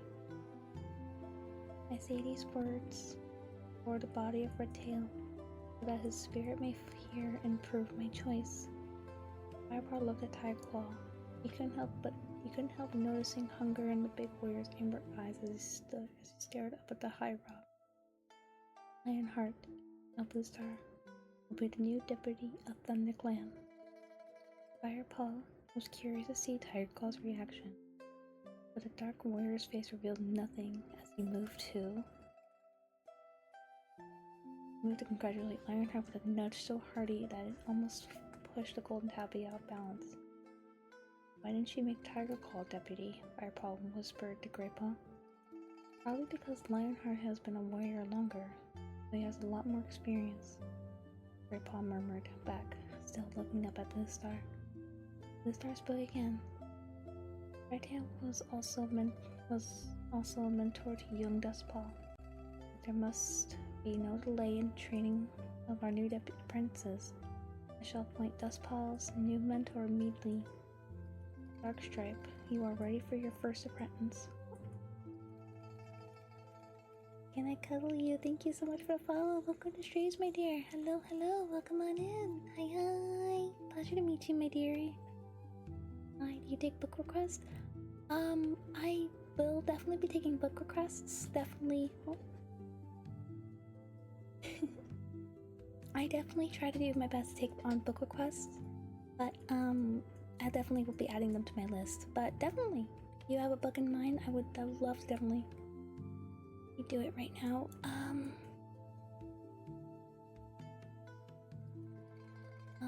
Read the book right now, or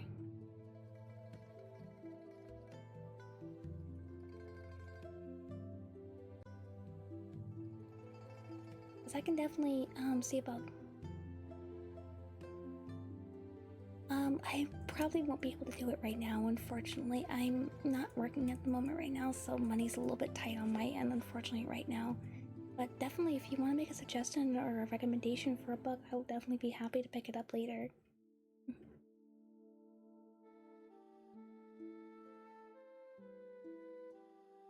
It's just right now, money's a little tight for me right now, unfortunately.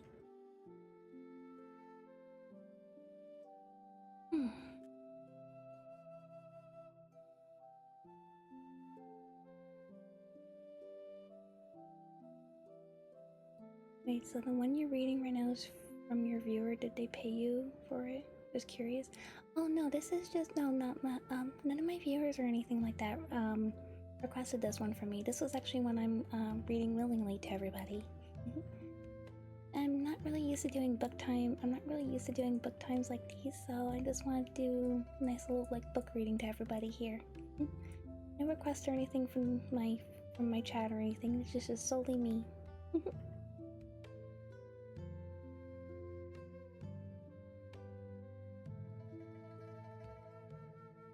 Mhm.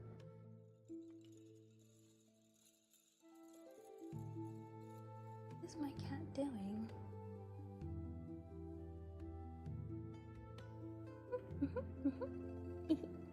Well, welcome in, Cuddle. It's good to meet you, my dearie. Hope you're having a wonderful night.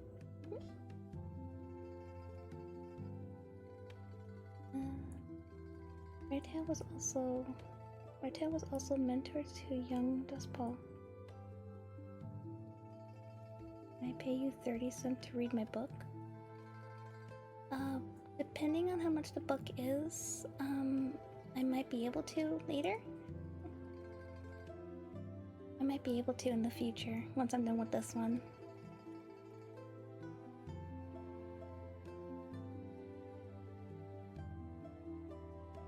You can read one chapter, but it's not a lot. What book is it called? What's the book called exactly?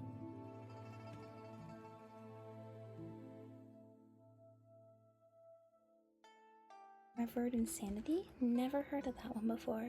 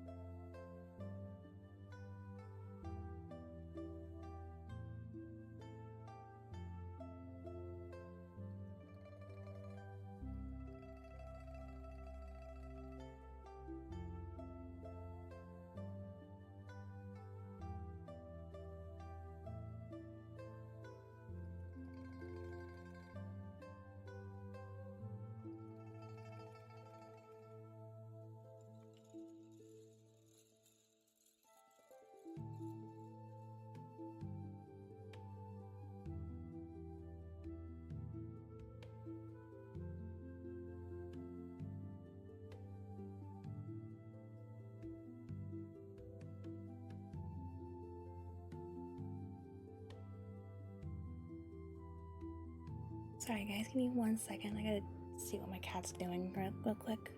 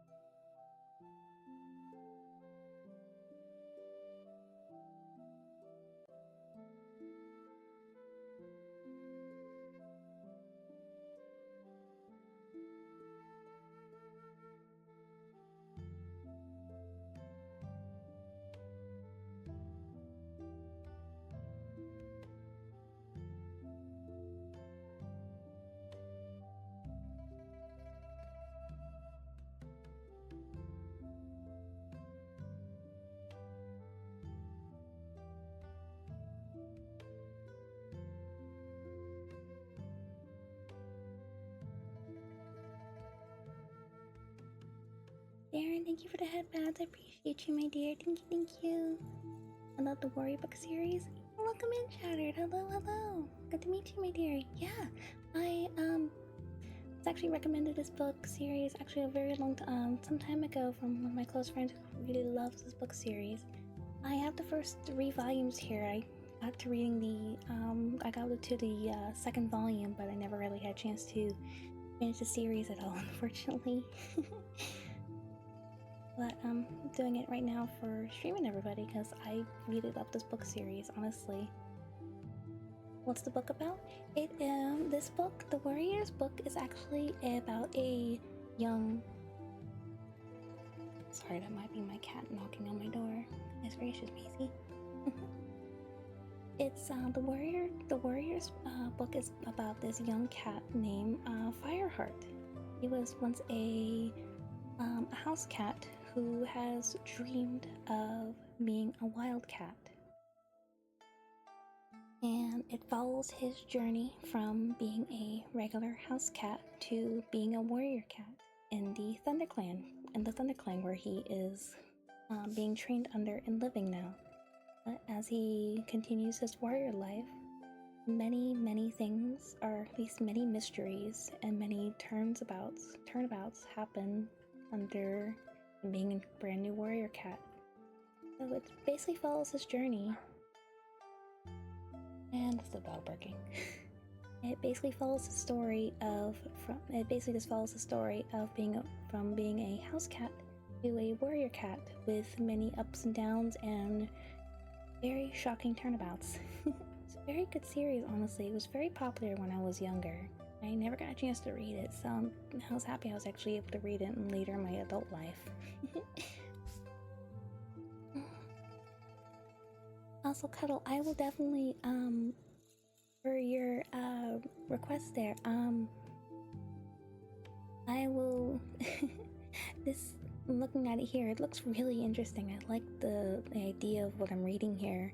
I'll definitely have to put this on my, suggestions, put it on my, to read later books.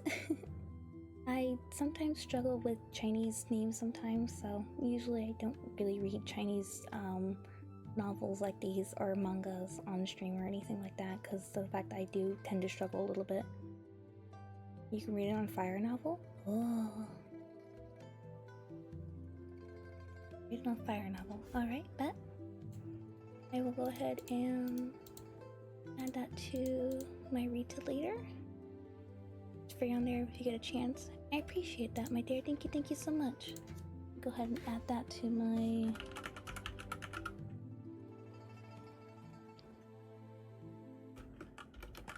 Let me go ahead and add that real quick.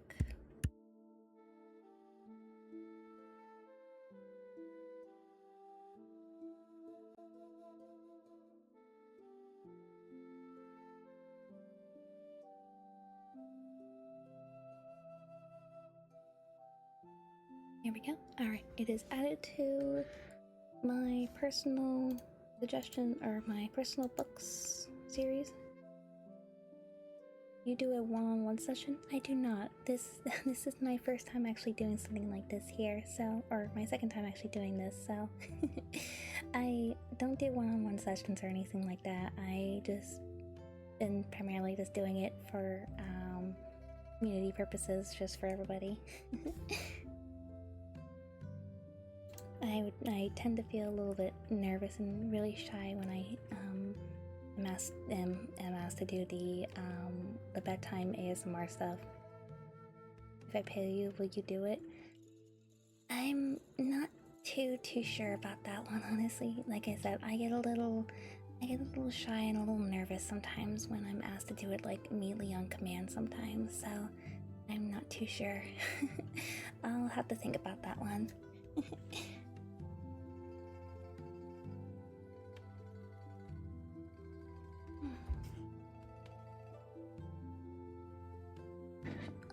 Okay, let me go ahead and get a drink of water real quick.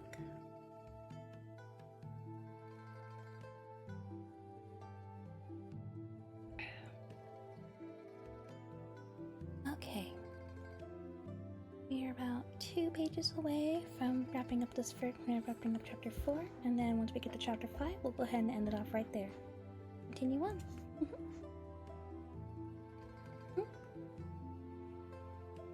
What's up, MM? Hiya! Hope the lurky's been good.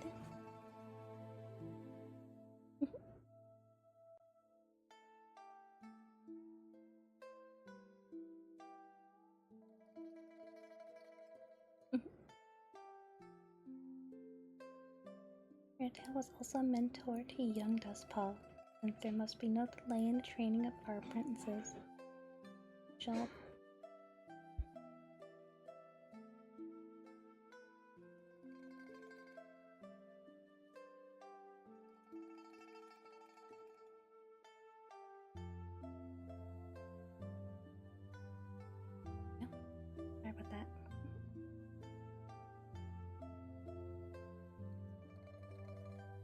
I shall appoint Dustpaw's new mentor immediately. Darkstripe, you are ready for your first apprentice. So, will you continue Dustpaw's training? You are a fine mentor in Tigerclaw, and I expect you to pass on some of the excellent skills you were taught. The tabby warrior swelled with pride as he showed his acceptance with a solemn nod. He strode over to Dustpaw, and his head, and rather awkwardly touched noses with his new apprentices. Dustpaw flicked his tail respectfully. His eyes were still dull with grief for his lost mentor. Bluestar raised her voice. I shall keep a vigil with Redtail's body tonight, or we bury him at sunrise. I jumped down from High Rock and walked over to lie beside Redtail's body once more. Many of the other cats joined her, Dustpaw and Small Ear among them. Sit with them too, Firepaw suggested. He had to admit the idea didn't appeal to him much. It had been a busy day and he was beginning to feel tired. All he wanted to do was find somewhere warm and dry to curl up and sleep. 1 second, guys, so sorry. One more time.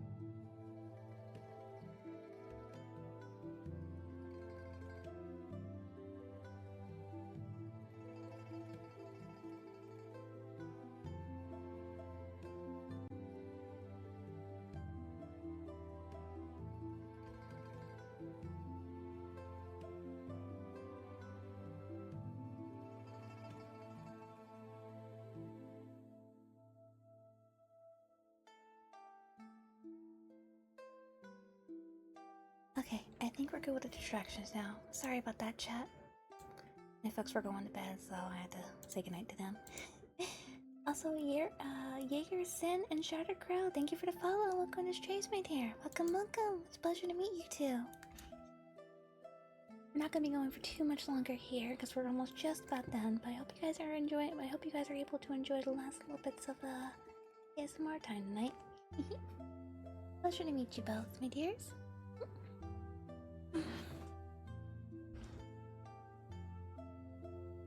Firepaw shook his head. Well, only those who were closest to Redtail will share his final night. I'll show you where you sleep. The apprentice's den is over there. Firepaw followed Greypaw to a thick bush of ferns that lay behind a mossy tree stump. All the apprentices shared a fresh kill by this stump, Greypaw told him. How many apprentices are there? Firepaw asked. Not as many as usual. Just me, you, Ravenpaw, Dustpaw, Sandpaw. Greypaw and Firepaw settled themselves beside a tree stump. A young she-cat crawled out from beneath the ferns.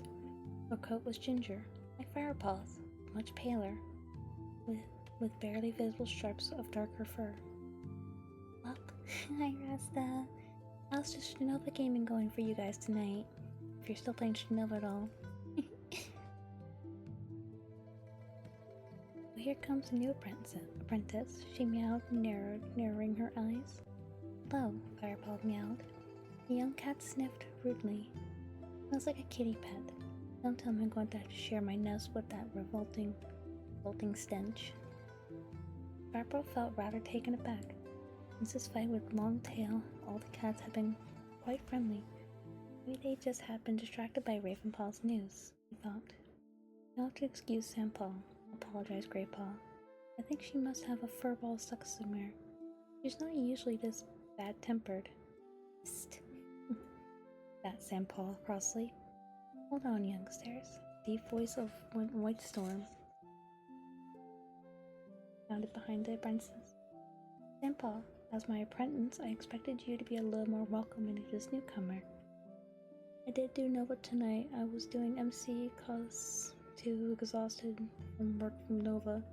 Understandable. I hope work went well for you tonight though, Rasta.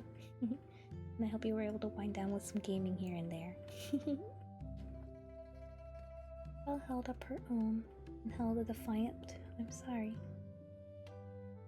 White Storm, she purred, not sounding sorry at all. I just expect to be training with a kitty pet, that's all.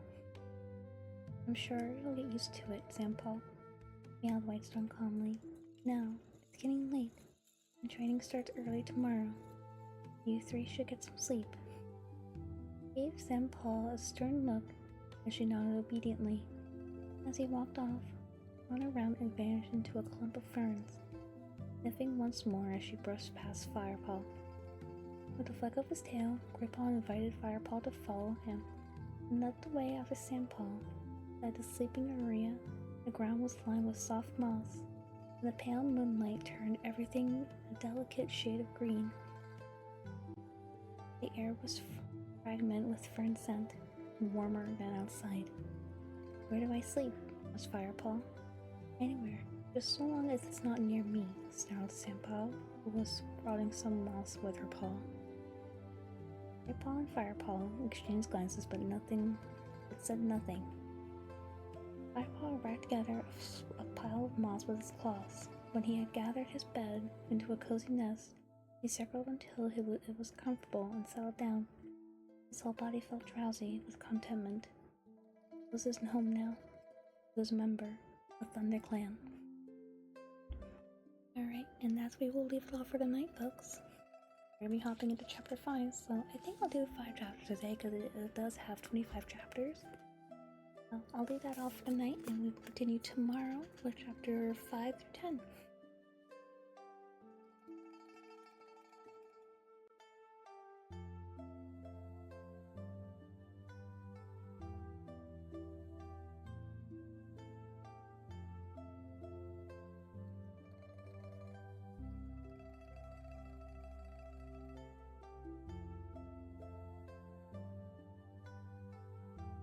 Good night, Nini. Have a good night, Emma. Or not have a good night, Darren. Thank you. What time you stream it tomorrow? I will probably be doing again the ASMR session probably tomorrow most likely between 7:30 and 8 o'clock PST, Pacific Time Zone. Usually for these, I usually like to start a little bit later than usual my normal stream times because, well, it's late it's late and, well, everyone wants to wind down a little bit, so I try to make it a little easier for my East Coast viewers and everything there. I'm in Washington. What time will that be? If you're in Washington, then we have the same time zone. So it's currently 11 for me. So, if I remember correctly, Washington is on the same coast as I am. So, that'll be about 7:30, 8 o'clock my time in California.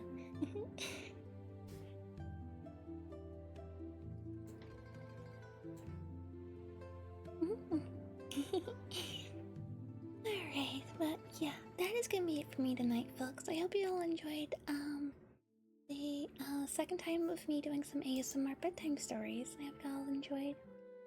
I do apologize for all the distractions here and there, so hopefully tomorrow will be a little bit better. and let end today. I'm also hoping I could return with the bedtime stories as well a little bit more frequently now.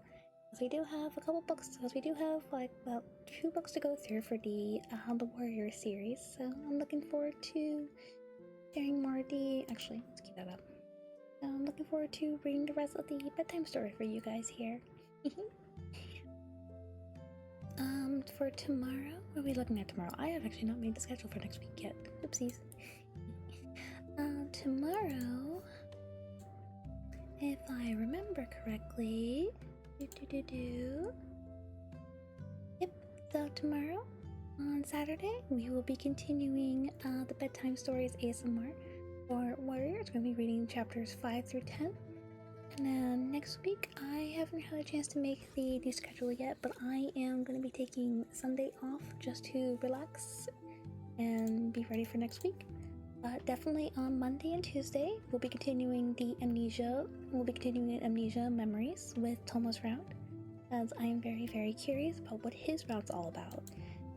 And we got halfway through that. So Monday, Tuesday is going to be that. Wednesday, I'm not going to be here. I am going to be out all day on Wednesday. Knock on wood if everything goes accordingly. So Wednesday, I will also be taking off. Thursday, I haven't decided on what I want to do yet. We might go ahead and just do Mind Diver or something of the matter, because I have been promising MM to do Mind Diver. Very highly requested one from him. But yeah, other than that, I will let you guys know about the schedule for next week in the Discord. Speaking of which, if anyone is new here, we do have a public Discord. If you want to hop on over, get the notifications when I go live, get to know me off stream, get to chat with the community, and also get to know a bunch of other fellow streamers as well. That's the button I need. I also have a YouTube spot channel as well. If you want to check out the previous games I've done in the past as well, not just the ASMR. I did ASMR some time ago last year, but due to copyright restrictions and everything, I wasn't able to fully save that bedtime stories videos, unfortunately. So this will be my first actual ASMR, I guess you can say, for bedtime stories. But I do have plenty of other games on there for visual novels, horror RPGs, collabs, and many other games if you want to check out what I usually sound like when I'm not whispering like so. Alright, but in the meantime, folks, here's my cat crying. But in the meantime, folks, that's gonna be it for me tonight. Thank you all for coming out today. We're gonna go ahead and go raid. I have someone in mind we can go raid tonight.